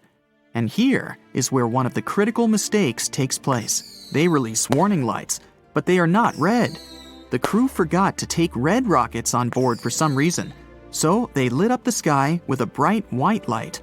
If you need to send a distress signal, you need to release red lights. Captain Lord sees these lights, but doesn't perceive them as a cry for help. It can't be that there are no standard red rockets on such a massive ship as the Titanic. But, unfortunately, it can. Captain Lord thinks the Titanic is sailing away. Perhaps there is some unknown reason behind those white lights, but he doesn't really know. So, Captain Lord has no idea that the Titanic is sinking. He still decides to contact the ship, but this time, not through radio communication. Captain Lord doesn't wake up the radio operator and sends a signal to the Titanic through a signal lamp. It's important to understand that many old-school captains didn't take radio communication seriously. they didn't understand the value of this technology. That's why Captain Lord doesn't wake up Evans. He sends light signals, but the Titanic doesn't respond. Many survivors later mentioned seeing the flashing lights of the Californian, but there was nothing they could have done. The ship's crew doesn't hear their cries for help. At 2:20 a.m., the Titanic completely goes underwater. A little more than 2 hours later, radio operator Evans wakes up and turns the transmitter on. He hears many rescuers talking about the sunken ship. Evans understands everything. He reports this to the captain. At that moment, the Californian immediately heads to the wreck site. They meet Carpathia there. With the survivors on board, it sails towards New York. The Californian stays sailing and looking for people. They find nothing but wreckage. The Californian returns to the mainland. The news about the ship that could have saved the Titanic is spreading all over the country. The trial begins. Captain Stanley Lord and the crew tell their version. They say their ship had been standing still. Many people don't believe them, and some of the surviving passengers claim to have seen the Californian sailing by. Still, the judge declares them innocent. 1962. Captain Stanley Lord is a very old man. He calls a notary to confess something. The captain makes his last remark about this case. He swears he's not guilty. But if it wasn't the Californian sailing past the Titanic at that moment, then what? The Samson theory could answer that question for us. The sealing ship Samson is sailing in the cold waters of the North Atlantic. The crew aren't sleeping. They carefully study the surroundings, but not because they're afraid of icebergs. They're scared of meeting with the U.S. Coast Guard. The Samson ship's crew catch seals, which is illegal. At 12:45 a.m., Samson's captain sees white signal rockets. The team is sure it's the Coast Guard. They turn off the lights and sail away. It's dark, so they don't notice the sinking Titanic. They return to the coast of Iceland and hear about the disaster. They realize they have abandoned the drowning passengers. The nephew of one of Samson's crew members reads about this story in his uncle's diary. The nephew asks for permission to publish these recordings. All the people realize that Captain Lord wasn't guilty, but unfortunately, he didn't live to see this moment. Actually, it's still unknown who is guilty in this story. 2 ships were nearby the Titanic. Their captains were adequate people. They would have helped save all the passengers. Their fault was that they couldn't understand what the Titanic wanted on that dark night. Someone forgot to put red flares in the box. This small but fatal detail was one of the leading causes of the tragedy. No matter what happens, don't stop! We almost got it! 2 treasure seekers are digging frozen ground in a cornfield at night. It's raining hard, lightning is flashing, but these 2 guys keep working. And now the shovel hits something solid. No way! A treasure chest! They start digging faster and find a piece of a ship's engine. What the? Far from the seas and lakes, somewhere under the fields of Kansas City, they found a giant sunken ship. How is this possible? Now you'll see. Some people spend their lives searching for shipwrecks with treasures underground. One of them is explorer David Hawley.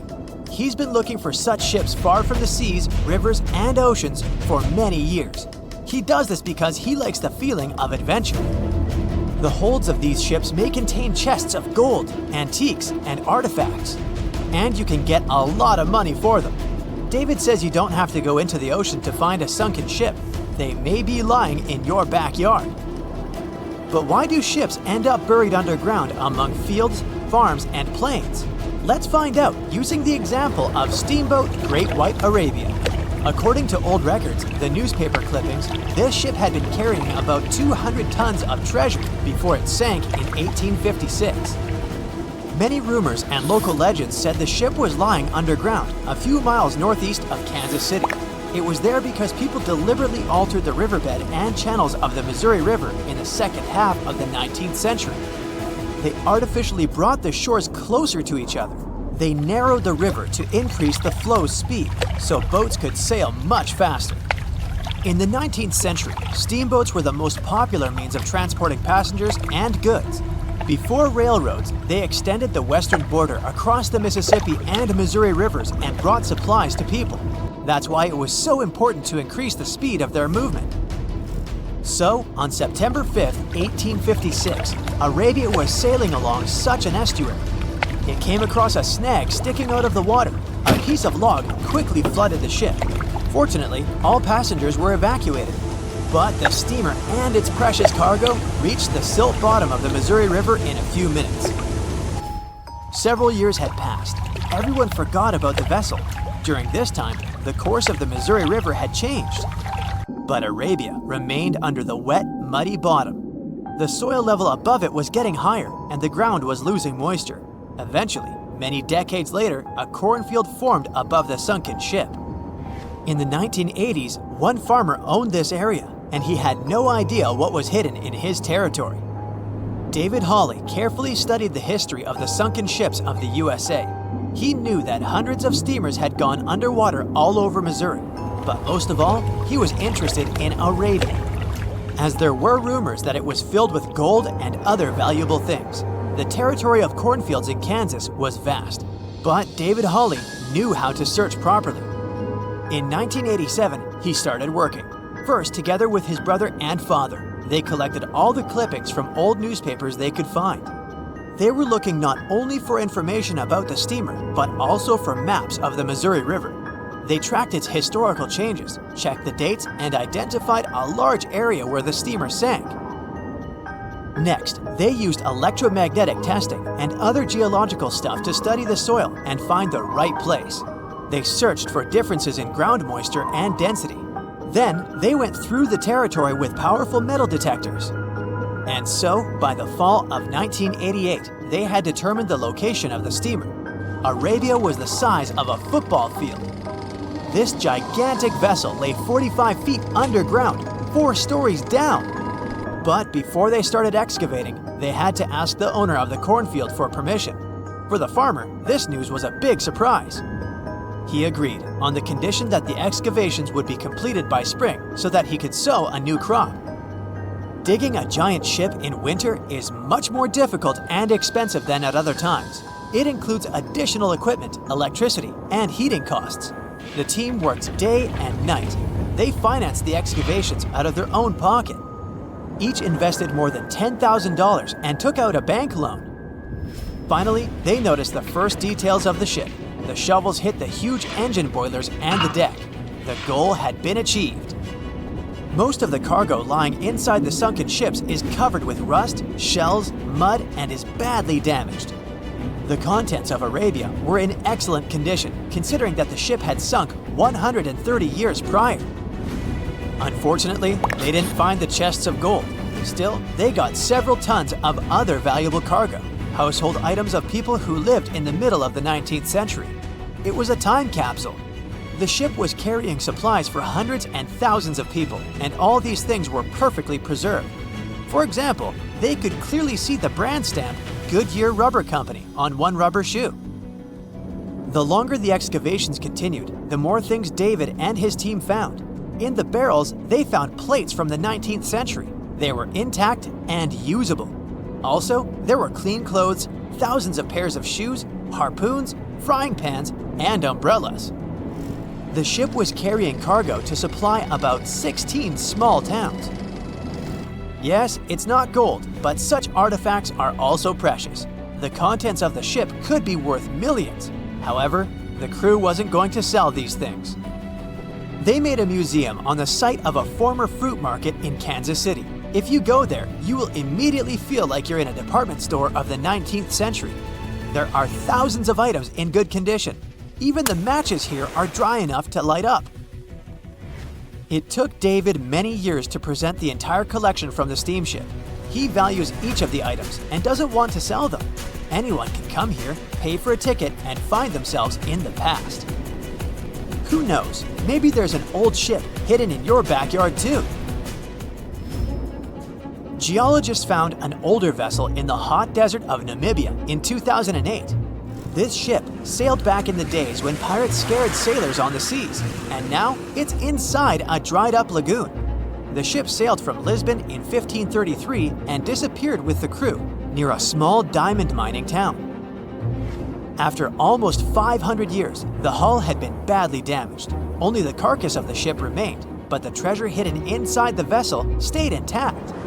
They carefully studied the boat for a long time, trying not to ruin anything. And then, 5 days later, they found a big old chest in the hold.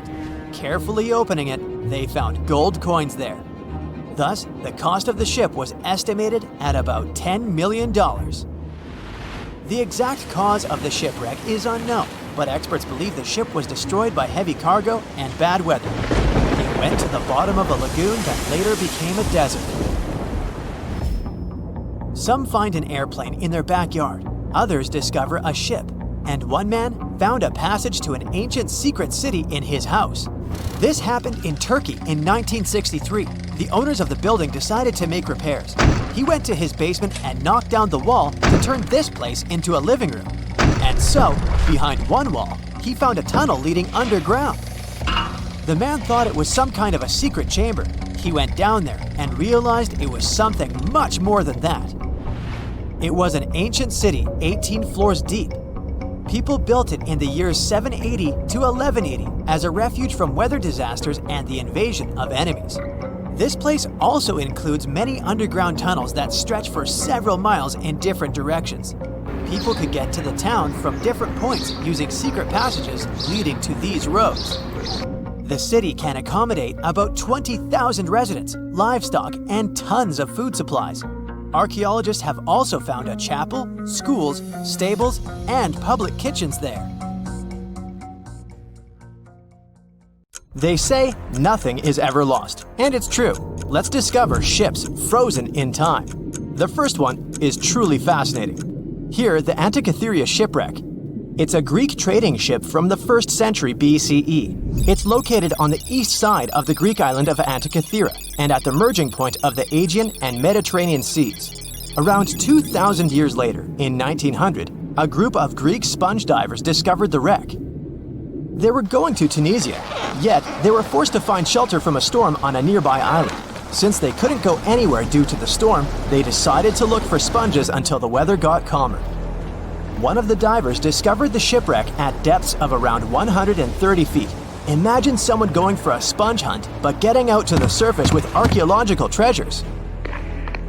The captain of the sponge boat talked to the Greek officials about what they had found. The officials sent 2 ships to the wreckage. The salvage operation was successful, and discoveries are now in Greece's National Archaeological Museum in Athens. The findings included 3 life-sized marble horses, jewelry, coins, and hundreds of works of art, including a 7-foot-tall Colossus statue of Hercules.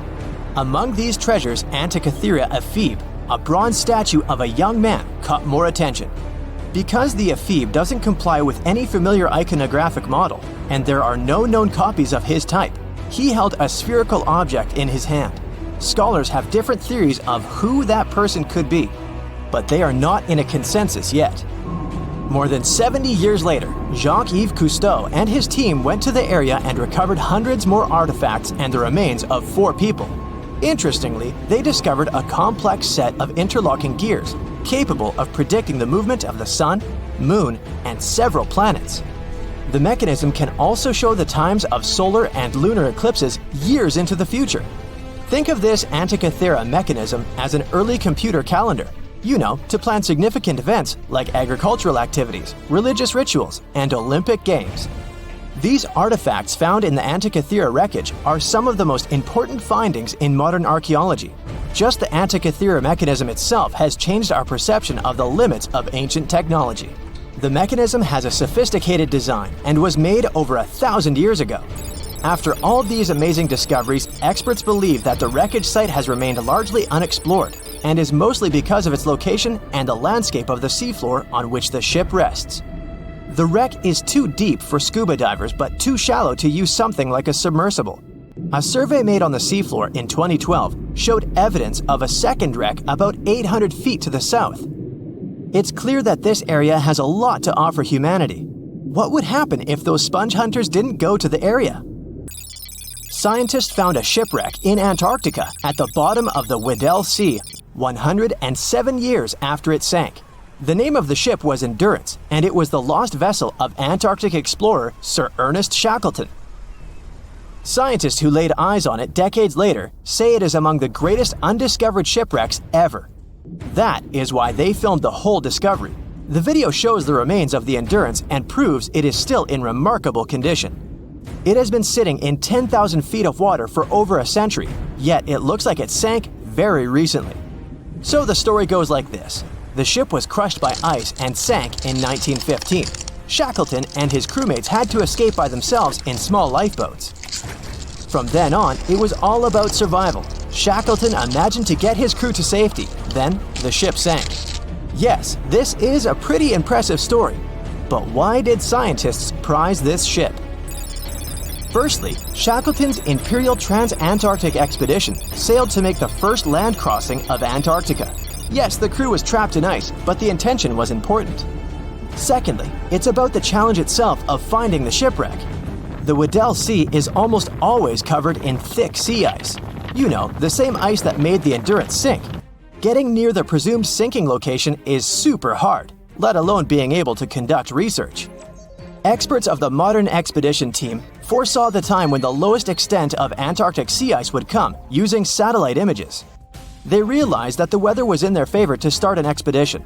Dr. John Shears said that they have successfully completed the world's most difficult shipwreck search, fighting against constantly shifting sea ice, blizzards, and temperatures decreasing to negative 0.4 degrees Fahrenheit.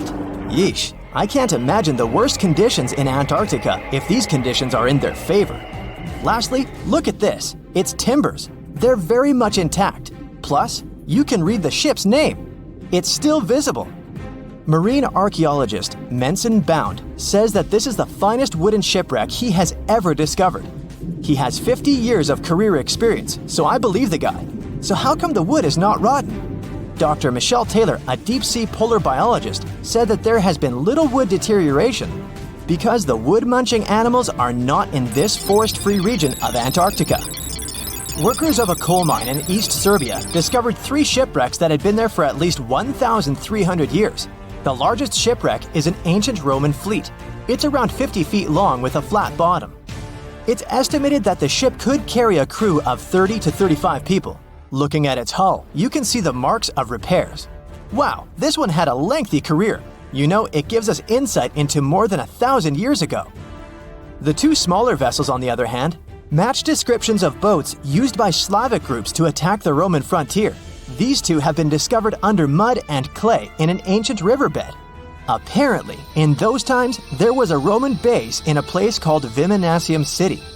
Interestingly, Viminacium was a provincial capital with an estimated 40,000 inhabitants in the 4th century CE. For comparison, it was even larger than Pompeii. The Kostelach coal mine is a center of hidden gems.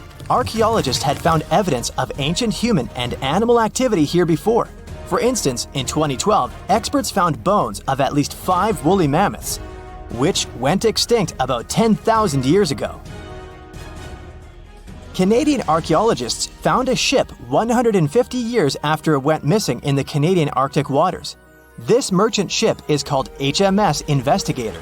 It was purchased in 1848 to search for the explorer Sir John Franklin's ship that got lost in the Northwest Passage expedition.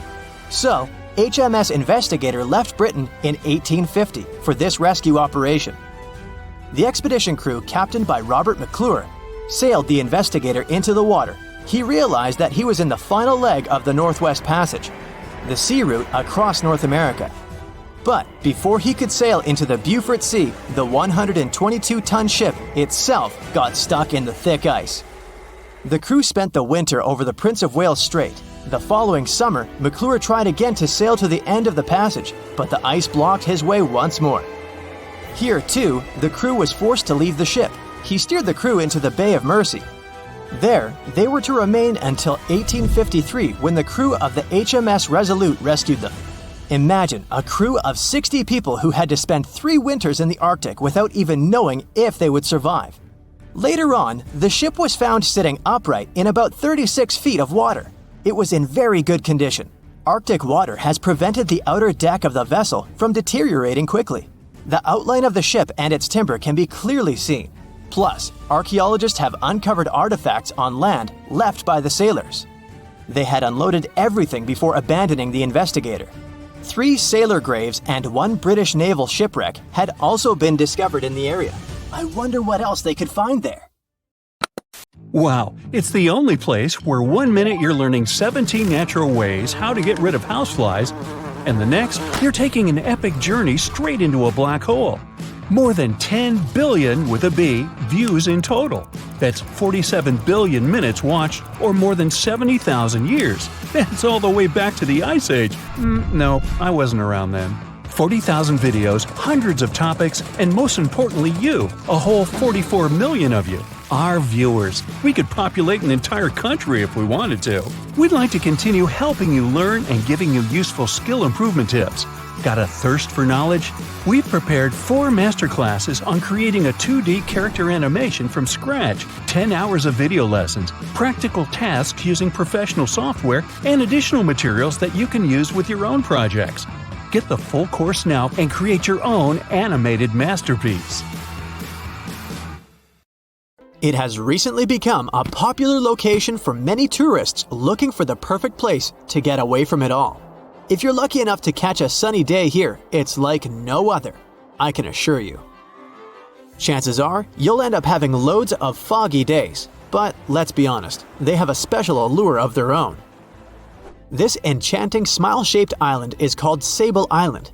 It's located 190 miles from mainland Nova Scotia. It wasn't accessible to the general public until 2013. That's when it was added to the list of National Parks of Canada. You can get here either by plane or by water. But what's so enchanting about this place anyway? There must be something since the yearly tourist count is growing every year. Firstly, there's a spectacular number of wild horses here. There are between 200 and 500 horses roaming free all over the island. There's also a large population of gray seals. The place is also the only breeding location of a rare bird species called the Ipswich sparrow. If you're already considering a trip here, there are some things you need to know first. Remember that fog I mentioned earlier? Well, it turns out that Sable Island is the foggiest place in the Canadian Maritimes. I'm talking about approximately 127 foggy days each year. During such days, Sable Island literally disappears underneath a thick layer of fog. You won't be able to explore the place on your own either. The local regulations state that visitors need to travel within a group, and they also need to keep a 197-foot distance from the wildlife they can encounter here. As charming as this place may be, it holds a dark secret hidden beneath the sandy dunes, and it has nothing to do with beautiful creatures living here or the island's unique vegetation. Apart from being known from its horses and seals, Sable Island is infamous for an overwhelming number of shipwrecks. Over the years, about 350 ships have ended their lives here, on these sandbars. When survivors described their experiences, they usually mentioned harsh weather conditions near this mysterious island. The island also made its way into literature when it was described in a book called The Perfect Storm, which was written by Sebastian Junger and published in 1997. The book was so successful that it was later adapted for the big screen in 2000, with George Clooney playing the leading role. The first recorded shipwreck near Sable Island dates back to 1583. The boat was named the HMS Delight and was under the command of British adventurer and explorer Sir Humphrey Gilbert. Only 17 people managed to survive the catastrophe by escaping in a small boat. Records mention that they spent 7 days at sea before reaching the shores of Newfoundland. In 1884, another vessel named the Nicosia struggled in the thick fog as well. The ship was completely destroyed, but fortunately, all 18 crew members managed to survive. The captain's son was almost lost at sea when a lifeboat capsized when he was climbing into it. He somehow managed to stay underneath the lifeboat, which was completely submerged. When this lifeboat righted, he eventually emerged from the water and was rescued for the second time. The years between 1947 and 1999 were relatively quiet on the island. In 1999, though, a yacht called the Merrimack ran aground near the shore of the island at about 2 a.m. on July 27th. The 40-foot fiberglass boat had a crew of only 3 people. Natural gas exploration workers, who were luckily not far away, rescued them. The crew managed to fly safely to Halifax the next day. The owner of the Merrimack tried to recover his boat by hiring local fishermen. Unfortunately, this operation was unsuccessful, since only the fittings of the yacht were eventually saved. It took no more than 6 weeks for the sand and waves to crush and completely break up the hull of the Merrimack. So what is it about this place that's so dangerous for boats? Does it have anything to do with the weather? Or maybe there's other forces at play? The explanation turns out to be a bit more complex, and it wasn't easy to figure out, at least not way back in the 1500s. First of all, the island is located close to one of the world's richest fishing grounds. Since it's also near one of the major shipping routes between Europe and North America, hundreds of vessels sail past it each year. The likelihood of shipwreck increases when there are so many boats roaming around the area.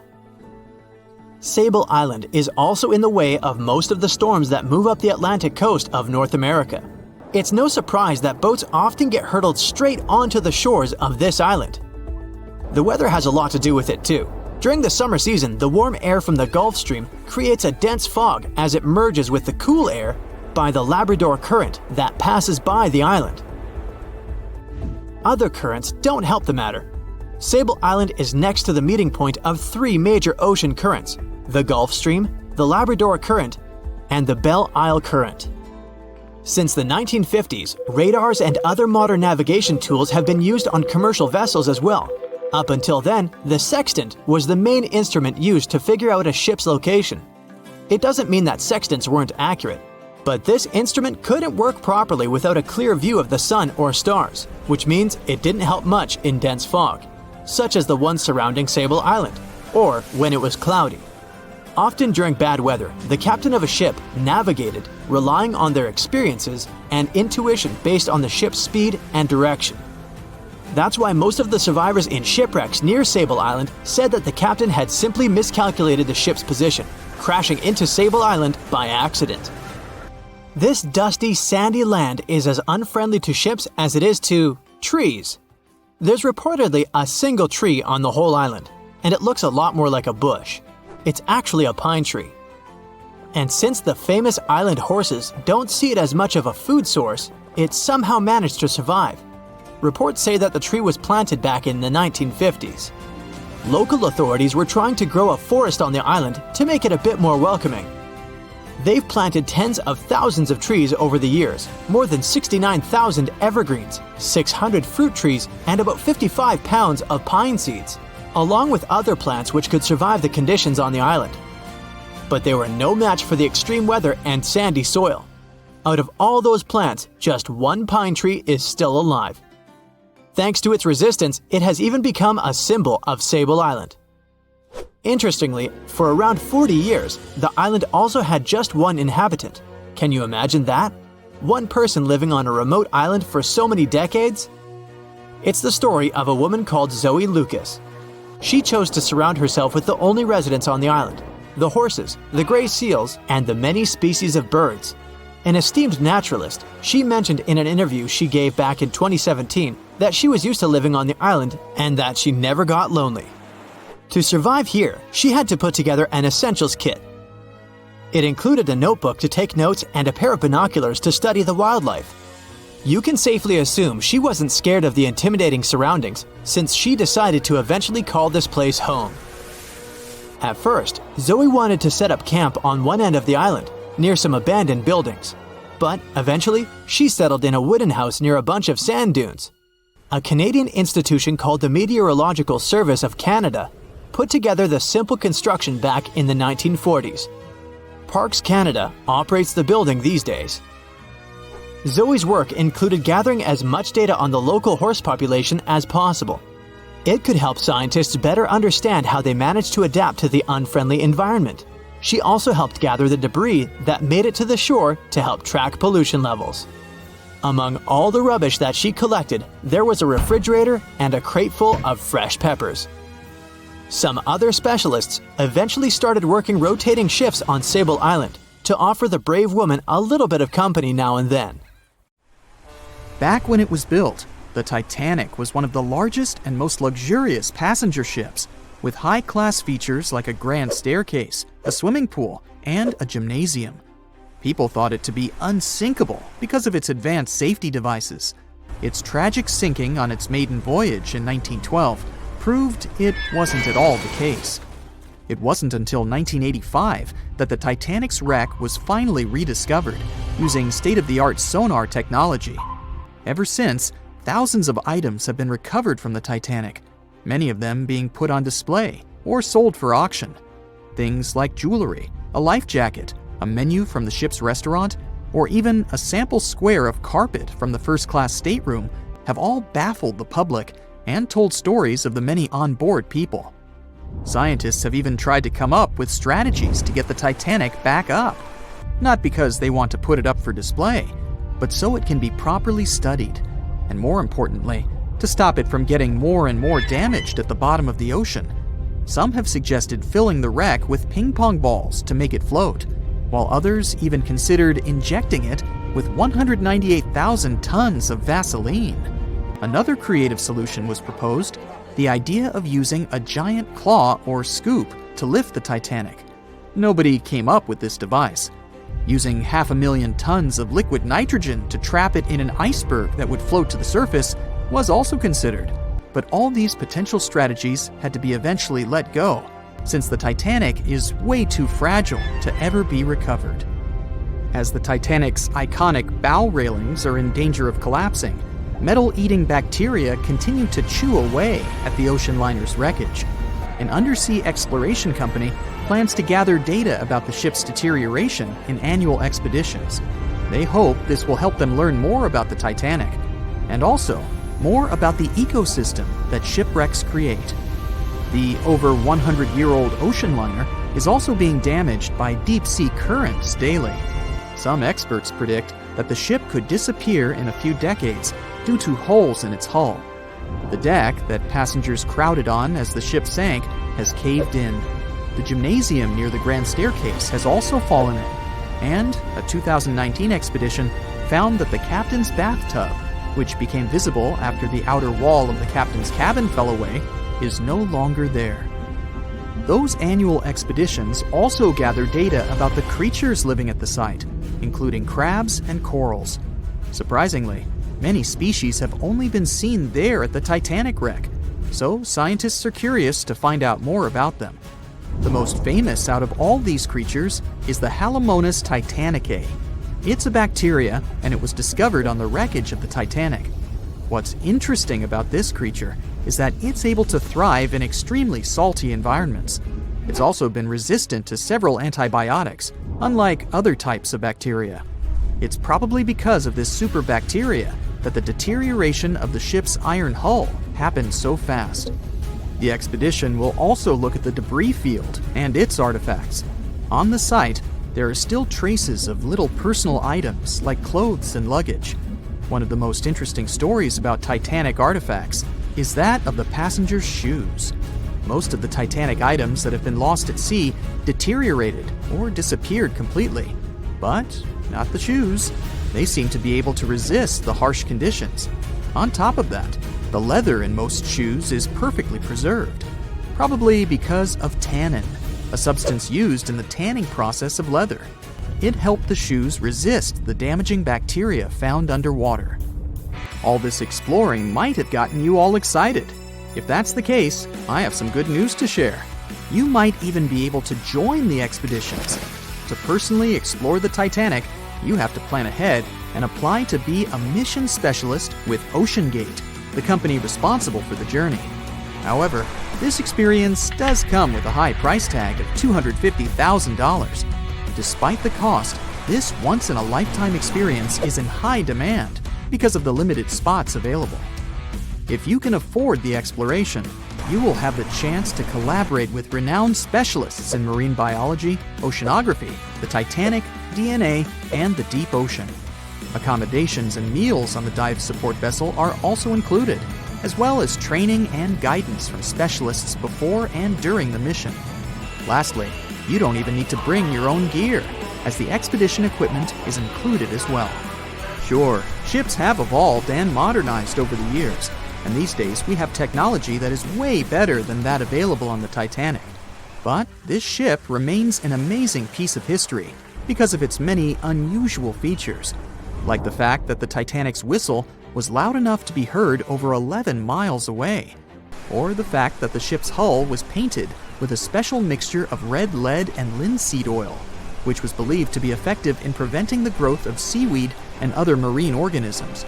However, despite popular belief, the ship's iconic fourth smokestack was not functional and was only used for ventilation and aesthetics. Probably one of its biggest flaws was its number of lifeboats. Despite its size and luxury, the Titanic only had 20 lifeboats on board, which were not enough to save all of its passengers and crew once it hit the iceberg. The Titanic may be the most famous shipwreck, but it's not the only one. The fleet of Kublai Khan tells a similar story. This one was a large naval force commissioned by the Mongol ruler Kublai Khan in the 13th century. The fleet was intended to travel to Japan and establish the Mongols as powerful rulers in the region. However, in 1281, the fleet was supposedly caught in bad weather and was seriously damaged, with many ships being destroyed. Legend has it that the fleet was torn down by a massive typhoon that came to be known as the kamikaze, or divine wind. This strong storm was believed to have been sent by the higher spirits to protect Japan from the Mongols. The truth about its disappearance remains a mystery to this day. However, the wreckage of the fleet, or parts of it, appears to have been discovered in the 1980s by Asian archaeologists. They dug across the site and studied the remains of the ships at a location near Imari Bay. The shipwreck is, to this day, considered to be an important archaeological discovery. That's because it informed us how well prepared the Mongols were back in the day in terms of their ships. Another tragic story is that of the RMS Empress of Ireland. This was a British passenger ship that operated until May of 1914.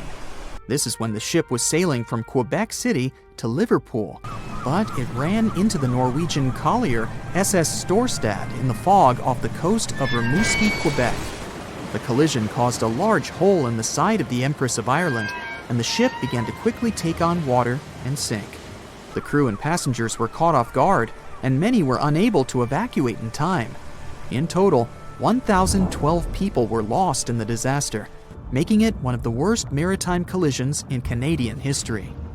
Rescue efforts were hampered by poor visibility and the fact that many of the lifeboats were damaged or unusable. Only 465 people survived the sinking, and many of them were rescued by the Storstad, which had remained in the area despite its damage. The sinking of the Empress of Ireland was a national tragedy in Canada, and it led to changes in maritime safety regulations and the establishment of a Coast Guard. The ship still lies at the bottom of the St. Lawrence River, where it has become a popular dive site for enthusiasts.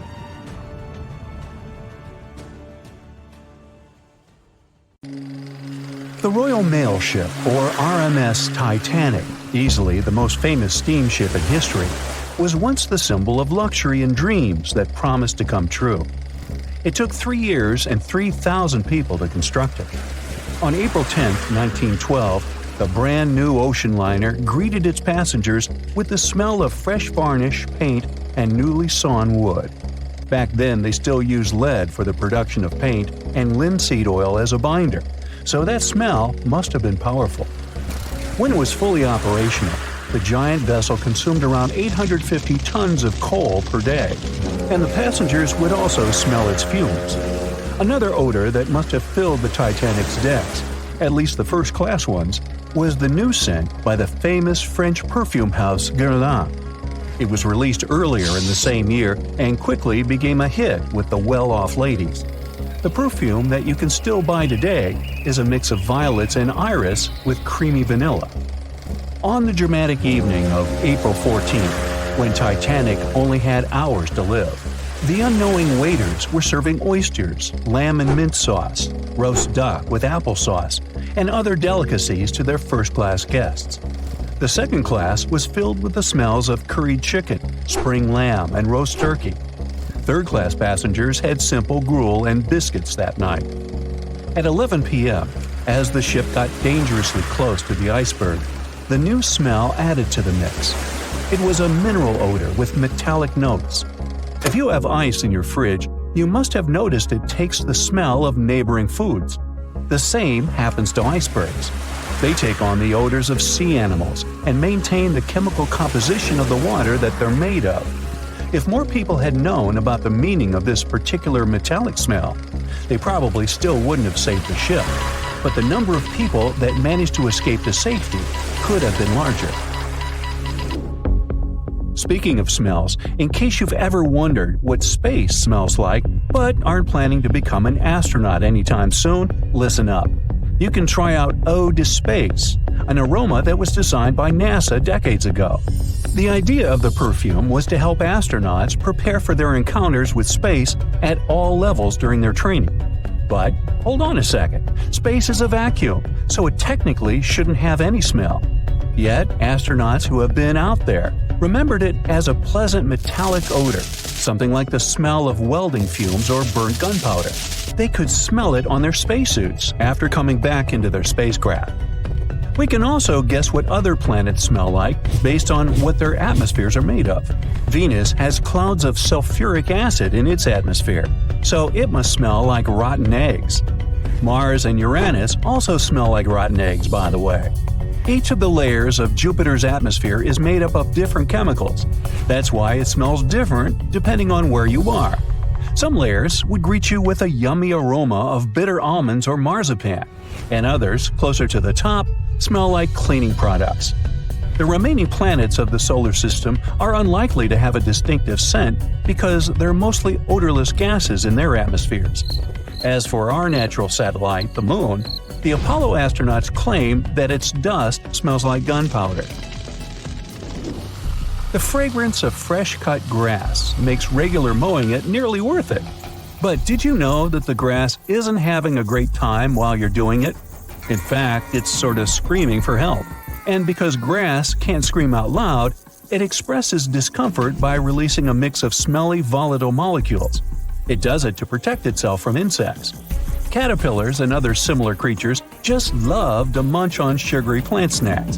When you mow the grass, it releases jasmonic acid, among other things. It's sort of a signal to parasitic wasps that there is a caterpillar available. These creatures deal with the grass's offenders, and it can keep growing happily ever after. From the point of view of the grass, mowing is not much different from an insect attack, so it protects itself the best way it can.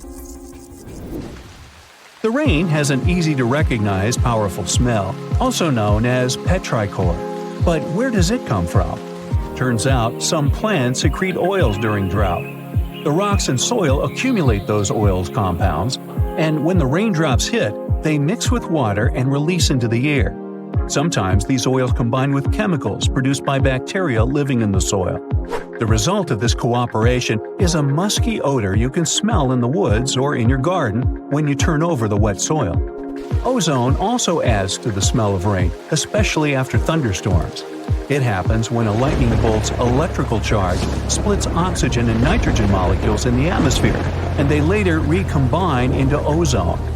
One theory says we enjoy the aroma of rain so much because it's imprinted in our brains. Different cultures have always associated rain with something positive, and we could have inherited that perception. Now, chocolate fans, of which I am one, this is for you. There are flowers that smell exactly like your favorite tree. It's a product of a tropical plant, after all, and since it's impossible to recreate the exact magical scent chocolate has in a perfume, you can plant some chocolate flowers, also known as the green eye lyra leaves, in your garden. These flowers look like daisies with yellow petals around a deep red center. When you pick its petals, the flower releases the delicious smell we all love so much. The leaves and branches of the plant also have the same fragrance. Now, in case I got you interested, you can find the flower in dry soils of Arizona, Texas, Colorado, and other states with similar climates. It blooms all year, and the aroma is strongest on warm days. The bear cat, also known as the biturong, does not only look super cute, but also smells like buttered popcorn. Biturongs prefer to stay alone and use their aroma to mark their territory and find potential partners when they have to. Scientists tried to figure out the secret of their unusual smell and suggested it could come from secretions from the scent glands under the animal's tail. Further research showed that the popcorn smell comes from the bear cat's urine. After the animal answers nature's call, it leaves a scent trail in the trees with its tail that often gets soaked. But if the real popcorn only releases its amazing smell when it's popping under heat, how do bear cats manage to do it without a microwave? Well, the answer could be in their diet, or more likely, in the bacteria that come in contact with the animal's natural fluid. Durian is a fruit popular in Southeast Asia that smells sweet and nice to some people, but to the majority, it's a mix of rotten onions and sweaty socks. The stench is so powerful that it's banned on public transportation and hotels in some countries. The secret of durian is its 44 odor-active components. The mix is so complex that you can never tell what it's going to smell like. And despite that horrible smell, durian is considered a delicacy and is used to make mostly sweet dishes like cakes and candy. There was a smelly incident involving durian at a library in Australia. The smell of rotting fruit in a cupboard has spread across the entire building through the air conditioning system. They mistook it for gas leakage and had to evacuate around 500 students and teachers. Well, that stinks. And finally, if you've ever been to natural hot springs or went to see some geysers, you'll never forget the smell of hydrogen sulfide, or less poetically, rotten eggs. It's actually not only yucky but also highly flammable, but it can also be quite useful. Most households in Iceland use geothermal springs as a source of hot water. Although it doesn't smell fresh, it's perfectly safe to drink, and the smell doesn't stay on your body after you take a shower. So there.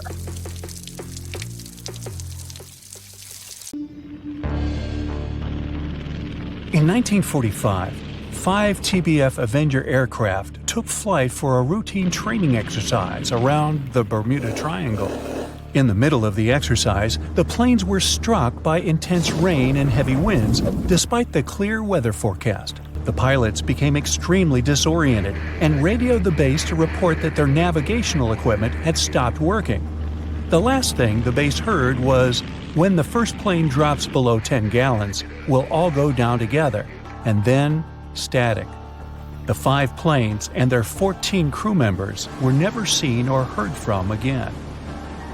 On his very first voyage to the New World in 1492, Christopher Columbus sailed through the Bermuda Triangle. Columbus reported that one night when he was on the deck of the ship, he noticed a giant light appear in the distance, unlike anything he had ever seen before. Columbus looked at his compass for direction, and it gave off erratic readings. You might have noticed that the Bermuda Triangle doesn't appear on any world map. This is because official institutions refuse to acknowledge that the area actually exists. A popular theory suggests that rogue waves are responsible for the many disappearances. Rogue waves are called extreme storm waves by scientists. They occur when different weather patterns take place at the same time and cause large, unexpected waves. Witnesses say that the waves look like giant walls of water. These waves could explain why ships go down fast and without leaving any trace. The Bermuda Triangle is home to some pretty intense and unexpected weather. Storms build up quickly and unexpectedly, then disappear soon after. If you blink, you might miss it. This could explain why few distress signals are issued. Pilots and sailors never saw the weather coming. No one knows exactly how many ships and planes have disappeared in the Bermuda Triangle. The rough estimate is 50 ships and 20 planes. Most of the time, the disappearances had no explanation and no wreckage has ever been left behind. Another bizarre theory trying to solve the Bermuda Triangle mystery comes from Charlie Berlitz. He insists that the area is home to the lost city of Atlantis. The missing ships and planes and malfunctioning equipment, according to him, were all caused by rays of energy let out by the special energy crystals that power Atlantis. While this sounds silly, Berlitz's theory was convincing enough that over 20 million people bought his book worldwide. In the year 1800, a large sailing vessel called the USS Pickering departed from the U.S. on its way to the West Indies. The ship sailed into the Bermuda Triangle along with its 90-man crew and was never heard from again. The USS Pickering was the first ever confirmed ship to vanish in the Bermuda Triangle. It's believed that the ship was taken out by a storm, but because no wreckage was ever found, we'll never know for sure. When the TBF Avenger planes went missing, a massive search operation was conducted. Boats and planes searched the Bermuda Triangle for any signs of the aircraft. One of the boats searching was a PBM-5 Mariner airboat. The airboat took flight at 7:27 p.m. and called in a routine radio message 3 minutes later. Then, it was never heard from again. No trace was ever found of the rescue airboat or the 5 Avenger aircraft. An enormous investigation was launched into the disappearance of all these vehicles, but nothing was ever discovered. This particular area of the ocean is one of the most heavily traveled shipping routes in the world. Some skeptics believe that this fact solves the mystery. Statistically, the busier the area, the higher the frequency of accidents and disappearances. While this makes sense, it's not the frequency of disappearances that's responsible for the mystery of the Bermuda Triangle. It's the lack of explanation or wreckage found. On the ocean floor, decomposing organisms let off large concentrations of methane gas that gets trapped under the water. This gas can build up until, boom, it ruptures. The gas surges up to the surface and erupts. If a ship was in the area of one of these ruptures, the water would become much less dense and cause the ship to sink rapidly and without warning. Scientists believe this could be the cause of the many disappearances in the Bermuda Triangle. While this theory makes a lot of sense, it doesn't seem too likely. The U.S. Geological Survey has stated that no large releases of gas are believed to have occurred in this area for the past 15,000 years. The ocean floor is made of rocks containing a lot of magnetite. It's more like iron. Magnetic fields react to high concentrations of magnetite on the ocean floor, which may start a sort of conflict between the two. It can often lead to various weather anomalies and, as a result, navigation issues. And, naturally, any changes in the ocean floor or the Earth's magnetic fields influence the Bermuda Triangle a lot. Since the magnetic field is constantly moving, it might be also taking the Bermuda Triangle with it. Now that people know where the triangle is, it's easy to avoid it. It supposedly moves eastward together with the magnetic poles. But scientists still can't answer where exactly it will be in a couple of years. Some people blame all the disasters on the extraterrestrial paranormal activity. Others suppose it's all about raging natural phenomena. There's another triangle in Lake Michigan. Just like the one near Bermuda, the Michigan Triangle got its shady reputation for some disappearances. The first recorded one dates back to 1679. A large vessel, one of the largest of that time, set out on an expedition. Yet once it got in the sinister triangle, it never came back. Much later, an aircraft disappeared in this triangle. The skies are usually very clear there, but back in 1883, some people witnessed abnormal things in the area. Some claim to have seen large blocks of ice falling from the skies, and the crew even managed to save one as hard proof. Meanwhile, the Pacific Ocean Mystery Area is another sinister triangle. Off the south coast of Japan, not far away from Tokyo, there's a sea where plenty of ships met their doom, disappearing without a trace in these waters. They call it the Devil's Triangle. Some scientists believe the cause of anomalies is the environmental changes. Also, there's a really high concentration of methane hydrates on the bottom of the ocean in the Pacific Triangle area. You're deviating from your original course and sailing in the wrong direction. There's the Caribbean Sea near the triangle, peppered with small islands. The seafloor here isn't deep. The ship can get in shallow waters. And now the ship is stuck on a shoal, and you have no idea where you are. If this were the 21st century, the ship's captain would be able to reach the shore using GPS and other modern navigation. But the most interesting thing is that the compass would work correctly this time, since the magnetic North Pole hasn't already coincided with the true one for a long time in the territory of the Bermuda Triangle. The agonic line is somewhere far away from here. There are no problems with navigation now, but for some reason, this is where ships disappear. In fact, not just here. Throughout the Atlantic Ocean, there are places where many more ships were gone. The Bermuda Triangle is not even in the top 10 of such places. One of the main reasons why many ships are lost here is that one of the most popular shipping routes in the Atlantic passes through the Bermuda Triangle. And the more ships in one place, the more shipwrecks. Simple probability. Then, it just starts getting weird. Other theories say that there's a space-time rift in this region. Ships and planes fall into this rift and end up in the past or the future. But for some reason, there's not a single proof of this myth. There's no reason to think that the rift is hidden somewhere here. The base of an extraterrestrial civilization is located in the Bermuda Triangle. Visitors from other galaxies steal sea vessels along with the crew, so no one finds the wreckage of the ships. This is also a popular myth that has no scientific justification.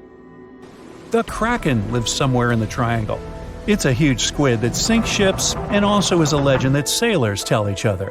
However, gigantic squids live in the depths of the ocean. They can grow to the size of half a train car, but no cases have ever been recorded where they sunk a large vessel.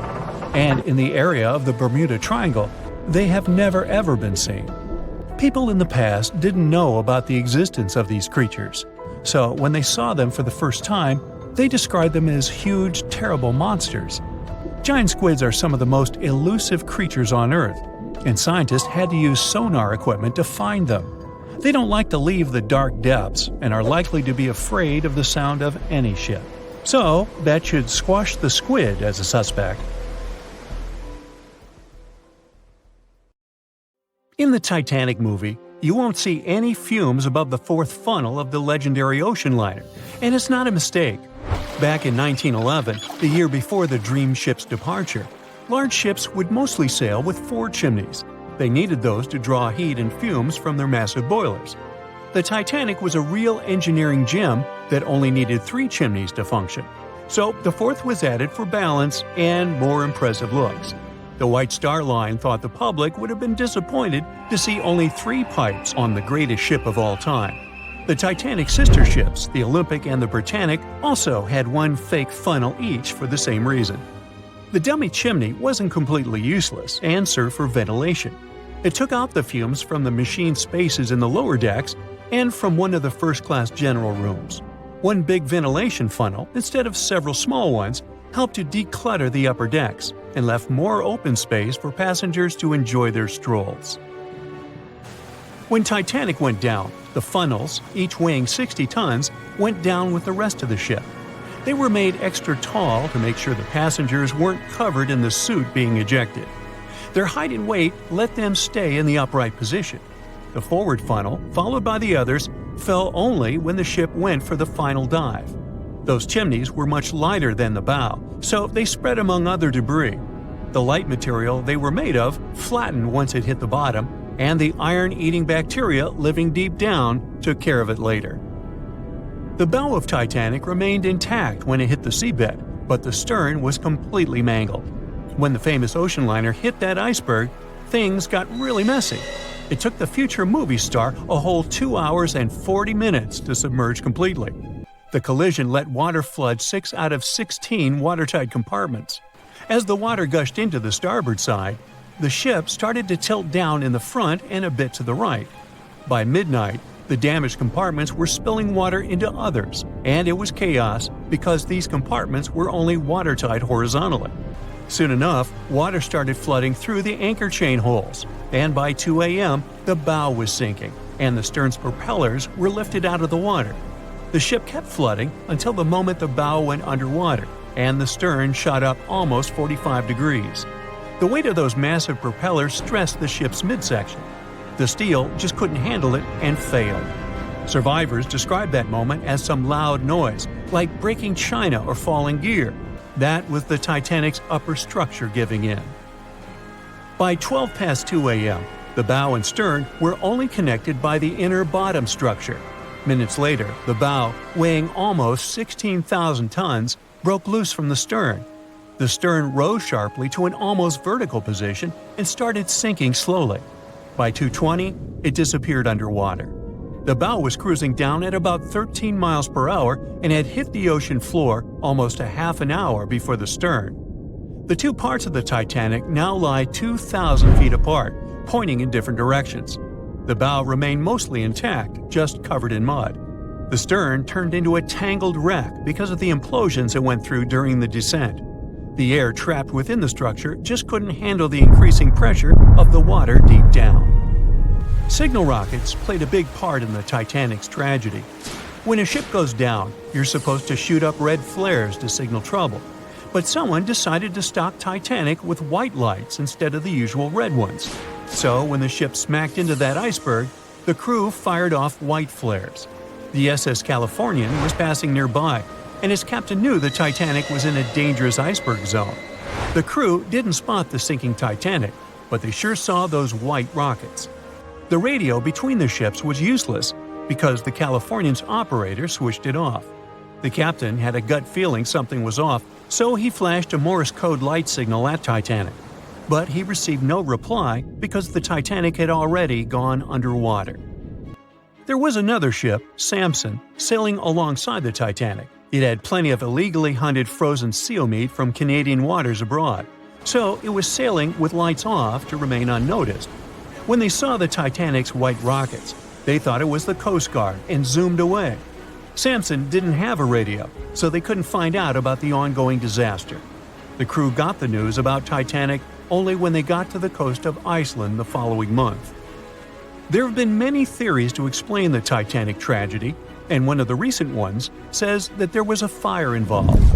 An Irish journalist went full detective for decades, digging into the mystery, and stumbled upon a game-changer. He came across a photo album that had been hiding from the public for a century after the tragedy. In the pictures, taken at the Harland and Wolff shipyard in Belfast, Northern Ireland, just over a week before the liner sailed, you can clearly see a massive 30-foot black spot on the ship's hull. Maloney researched the photos and eyewitness testimony from the time and claimed that a fire spontaneously broke out inside of one of Titanic's enormous coal bunkers. It was raging for a whole 3 weeks and messed with the metal, critically weakening a crucial segment of the ship's hull. Back then, most ships had just one hull, so it was the only skin the Titanic had. That's why the iceberg managed to punch a hole through the ship so easily. If it hadn't been for the fire, the Titanic might have shrugged off that iceberg collision. The company operating the liner knew about the fire, but they decided to conceal that fact. They didn't want any negative stories in the press as they faced some serious competition in transatlantic voyages. The Titanic was sold out, so they stocked up on coal and made it sail. The moon might have also played a role in the sinking. Our satellite heavily affects tides on the Earth. The closer it is to our planet, the stronger the tides are because of the increasing gravity of the moon. Back in 1912, the moon was so close it made several glaciers in Greenland break apart. Massive chunks of ice that broke off from the glaciers started floating south. The supermoon event came just 6 minutes after a spring tide. During new and full moons, the alignment of the moon, the Earth, and the Sun makes their combined gravity reach its peak. And the day before, our planet had come the closest to the Sun that year, which made the gravity even stronger. This mixture of events created perfect conditions for one of the most powerful tides in history. It created the perfect conditions for the icebergs breaking off from Greenland's glaciers to move freely. Opponents of this theory say that the difference in tidal force wasn't actually that big, and it couldn't have been the main cause of the sinking. The iceberg tore down the side of the ship, leaving a huge opening in the hull. It wasn't a continuous rip, and damage was caused in several places. Some experts believe the ship would have survived the iceberg if it had hit head-on. The Titanic had watertight compartments designed to prevent flooding in case of a collision. Only the first 3 or 4 of these compartments would have been flooded. This could have helped save a lot of lives. Supporters of this theory put the blame for the disaster on First Officer William Murdoch. Huge, fast-moving ships don't just turn in a matter of seconds like a speeding car. It takes minutes. When Murdoch realized the collision was inevitable, he tried dodging left to avoid a direct hit. But despite his efforts, the ship still collided with the iceberg. You know the rest. So in 2017, over 25 million people boarded cruise ships all over the world. Now, if you're keeping count, that's more than the total population of Greece. It's become America's favorite choice when it comes to going on vacation. It's easy to see why hopping aboard a cruise ship becomes more popular each year. Heading out on a cruise is also coming back in style with newer generations. 2/3 of Gen Y and millennials say that cruising is their new preferred type of vacation. How's that? Well, let's see. It's easy to plan in advance. On board, you can find activities for all family members, and you get a chance to visit several different destinations in one trip. An added bonus of booking a cruise? You can sample various places for a future time off. The entertainment on board is often top-notch, providing passengers with an added taste of luxury. And the amenities and accommodations are generally very reliable.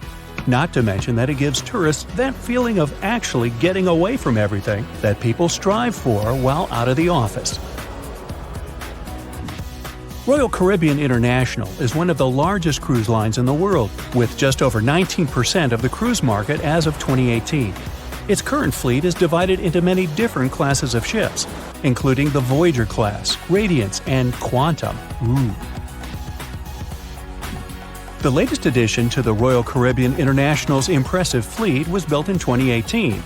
Wonder of the Seas is now the largest cruise ship in the world. Since this spectacular liner has just had her maiden voyage in March 2022, let's look at some of the incredible perks it has to offer its passengers. For starters, the boat is so big that it had to be split into neighborhoods. Well, it figures since Wonder of the Seas can accommodate almost 7,000 passengers. Fond of New York? Well, no worries. Wonder of the Seas has a central park of its own, with an estimated 10,000 plants to check out. The ship's central park is a feature of all Oasis-class ships, being one of the so-called neighborhoods. Let's look at some other areas, shall we? Like this boardwalk, a place that includes an arcade, a candy store, and a sports bar. It's best suited for long walks. There's a pool and sports zone on Wonder of the Sea. These areas feature the ship's numerous pools and hot tubs. There are many activities to check out on the sports court. Then there's the Royal Promenade, or Promenade if you prefer. That's the main road on Wonder of the Seas, with bars, lounges, and places to grab a cup of coffee, or a luxurious latte. The entertainment neighborhood is the focal point for leisure activities on the ship. Here, guests can find a comedy club, an ice skating rink, and even a theater. The spa and fitness area is a tranquil zone with a huge array of treatments available. The fitness center is free of charge, by the way, so there's no excuse for guests to skip a leg day. An extra eighth zone was added to Wonder of the Seas. It's called the Suite Neighborhood. This is an exclusive area designed for guests staying in the suites. Oh, now I get it. It's located at the top of the ship. Guests here have designated staff members called Royal Genies. Yeah, if you rub a lamp in your suite, they appear. Nah, not really. The genies are similar to butlers. They can cater to just a few cabins. Of course, the cruise line wants to divert other guests from asking these crew members various questions and taking their time. That's why the genies don't wear name tags in public areas. As for its itinerary, Wonder of the Seas was initially supposed to be homeported in China, but Royal Caribbean decided to move the liner to the United States. In March 2022, the ship started its journey with 7-night Eastern and Western Caribbean itineraries. In May 2022, Wonder of the Seas is scheduled for a trip to Europe, with Western Mediterranean cruises from Barcelona and Rome planned for its guests. Passengers will also be able to visit Palma de Mallorca, Spain, and Capri, Italy. When the summer season is over, Wonder of the Seas is scheduled to return to Florida to offer year-round sailing starting November 2022. And by the way, there is no truth to the rumor that a special cruise only for highly allergic and hay fever sufferers will be called the Wonder of the Sneeze. Nope, not at all. Now, it's hard to imagine a ship so massive that can accommodate so many amenities on board. For example, the Titanic was the largest ship of its time, measuring 882 feet in length. And Wonder of the Seas is not only 1,188 feet long, it's also 36% taller and 34% wider. Speaking of lifeboats, which I am about to, Titanic had a mere 20 lifeboats on board, which was tragically not enough to fit all the passengers after the ship hit the iceberg. But Wonder of the Seas has an even smaller number of lifeboats, 18 to be precise. Sounds weird and dangerous? Well, not really, given that each of these lifeboats can accommodate up to 370 people. It means that all the passengers and crew members, an estimated 8,000 people if fully booked, are going to be safe in case of an emergency. If we could somehow have a race between the two ships, well, Titanic was in fact the faster ship out of the two, beating Wonder of the Seas by 1 knot per hour. Cruise ship passengers today are more interested in the experience rather than the speed of the boat itself. That's why how fast a ship can travel is not an extremely important aspect nowadays. In terms of costs, Titanic cost around $7.5 million at the time of its construction. It's the equivalent of about $200 million today. How about Wonder of the Seas? Well, it cost a staggering $1.35 billion to build, making it 6 times more expensive than the Titanic. How about we compare ticket prices? Well, in this case, the least expensive ticket on Titanic was £7. It's about $1,000 today. The cheapest ticket on Wonder of the Seas is currently $423, but prices may vary depending on the location, season, itinerary, and how much you tip your royal genie. And I know you were going to ask, how about icebergs? Well, Titanic steamed in the frigid North Atlantic, where you had to be on the lookout for those. Wonder of the Seas will be cruising the balmy Caribbean, where the worst thing you can hit on is 17 in blackjack. Oops, busted. Anyway, set side by side with its other sisters from the Royal Caribbean Fleet, Wonder of the Seas is equally as impressive. The company's earliest ships could host about 2,500 people. This included passengers and the staff. Such ships were Splendor of the Seas, Legends of the Seas, and the smallest of them all, Thumbelina of the Seas. No, wait, that should be Empress of the Seas. Oops, my bad. The largest ships in the company's fleet can now house about 9,000 people altogether. That's almost 3 times the size and capacity of the earlier liners. Wonder of the Seas is one of them, as well as Harmony of the Seas and Symphony of the Seas. Are you seeing a pattern here? Yep, if you ever encounter a ship with Of the Seas in its name, it's safe to assume it belongs to Royal Caribbean. But if it's a can of tuna, it might actually be Chicken of the Sea. Hey, I like tuna. Now, choosing between cruise ships based on their size is like wondering if you should visit your local museum or the Louvre in Paris. It all depends on your preferences. Some families prefer small settings. Others are fan of large spaces that can provide everything they need. Historically, it's equally as exciting how far we've come in terms of maritime transportation. The SS Royal William, for example, was the first boat to ever make a transatlantic voyage almost entirely steam-powered in 1833. And it was a mere 160 feet long and could house roughly 155 passengers. And if the seas were calm, then they were housed less roughly. Similarly, the first modern megaship in the world was the MS Sovereign of the Seas. Launched in 1987, it was only 888 feet long and could carry a little under 3,000 passengers. size and capacity are not the single improvements added to newer cruise ships out there. Recent technological developments in artificial intelligence and facial recognition have allowed cruise operators to ensure faster, smoother boarding for passengers.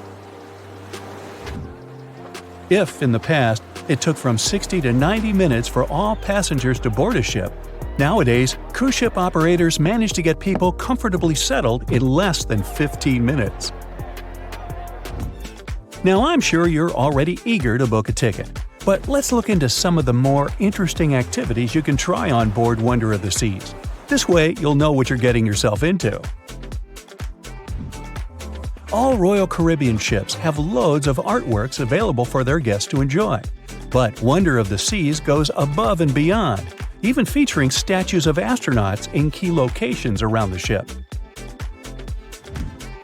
You'll find the first astronaut looking through the glass at the promenade, while a second one is busy rock climbing at the boardwalk. The third and last astronaut is more of a movie fan. This statue can be found near the movie screen sitting area. Going astronaut sightseeing is proving to be quite the experience among guests. In the areas with no access to sunlight, Wonder of the Seas features virtual balconies. In case of bad weather, guests can still have a feeling of the outdoors, but without having to hide from wind or rain. Teenagers have a place of their own reserved on the ship. There's a special club with a private hot tub, selfie area, games, and comfortable seating.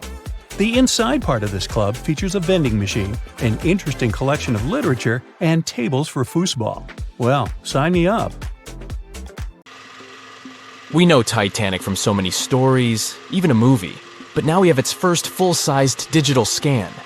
And nope, it's not like those models from before, where we mostly imagined what the ship was supposed to be like. This time we got a real digital scan.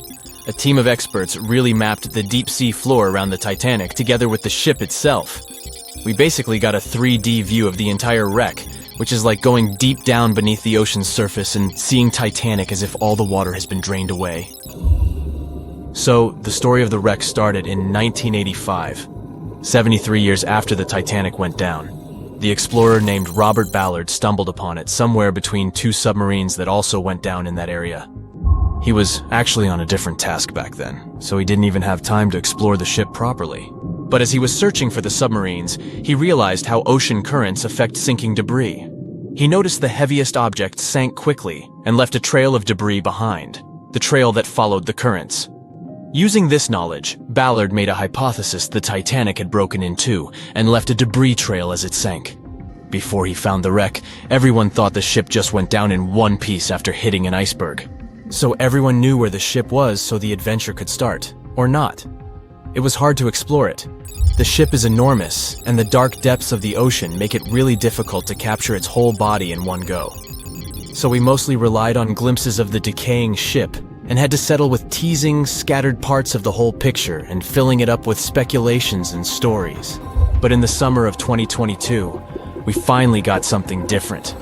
A team of experts from Magellan Loaded, a company specializing in mapping the deep sea, teamed up with Atlantic Productions, who were making a documentary about the project. They embarked on a mission to capture the complete view of the Titanic. They used submersibles. Those are vehicles that go underwater, remotely controlled by a team of skilled explorers. These submersibles dove deep into the ocean. It wasn't an easy job. They spent over 200 hours collecting information about the entire length and breadth of the wreck. It was like a real-life treasure hunt. But instead of finding gold and jewels, they took something even more precious.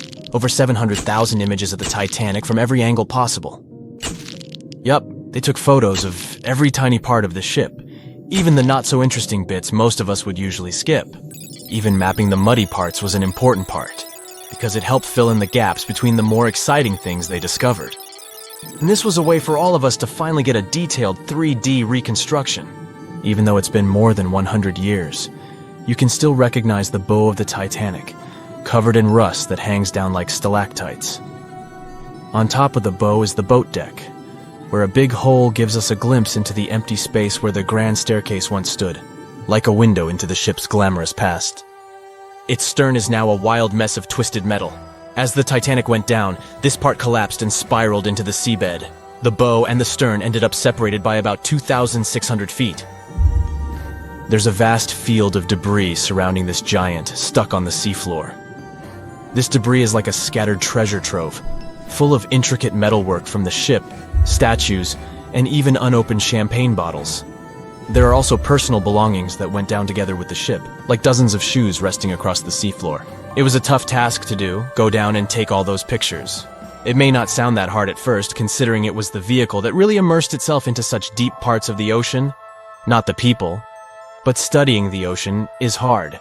We haven't explored, mapped, or even seen over 80% of it. The conditions are harsh, and the pressure becomes more intense the deeper you go. And their vehicle had to dive down to nearly 13,120 feet below the surface. That's like 12 Eiffel Towers stacked on top of each other. Plus, you have strong currents in that area, so it was probably like trying to navigate through a watery maze. And submersibles weren't supposed to touch anything. Even the slightest wrong step can damage the wreck that was already so fragile. It seems like the Titanic is frozen in time, so it will always be there waiting for us. But in reality, it's slowly disappearing. It's pretty obvious that the ocean water ruined it considering how long it has been down there. But it's not just that. The wreck itself has become a home for a specific type of bacteria Halomonas titanicae that even got named after the famous ship. These bacteria have a special ability. They can survive inside rusty formations known as rusticles. They kind of look like icicles, those spikes of ice that form when water falls from something and freezes. These bacteria have a taste for iron, which is abundant in the ship's hull. For them, it's like a real buffet down there. And as time goes by, these bacteria will keep eating away at the iron in the ship, bit by bit, until one day the feast comes to an end and the whole ship is gone. It's like a slow but steady recycling process. So this 3D model we got because of the hardworking team and technology comes at the best time because we never know how much time we have left with exploring the famous wreck. This time we might even understand the collision with the iceberg better. You know how movies always show the Titanic hitting the iceberg on its right side? Well, we can't even be certain about that. The scans could help us figure out if the ship actually grounded on the iceberg, like getting stuck on it. We can study the stern and analyze how the Titanic struck the seafloor. That will also help us understand what really happened during the sinking. Maybe we'll get a chance to discover if there was really a strong fire that sealed the fate of the Titanic. One theory says that the coal fire had been raging for a whole 3 weeks before the ship even took its first and last trip. And this could have made its hull weaker, which means most of the work was done. The iceberg just delivered the final blow, if there even was an iceberg, as some people wonder. There's an alternative theory they suggested where the Titanic may have actually hit a hidden mass of pack ice instead of a typical iceberg. Pack ice is made up of large sheets of ice that float near the ocean's surface and can be difficult to spot. They believe this pack ice might have drifted into the Atlantic from the Arctic Ocean. According to one professional mariner, Captain L.M. Collins, that stands up with that idea. If the Titanic had struck a regular iceberg, the ship would have sunk much more quickly than it did. And since the Titanic managed to stay on the surface for a relatively long period of time, less than 3 hours, maybe this was a different type of collision. The mariner also said there are differences in what people said they saw when the Titanic sank. He thinks these differences might be because of optical illusions.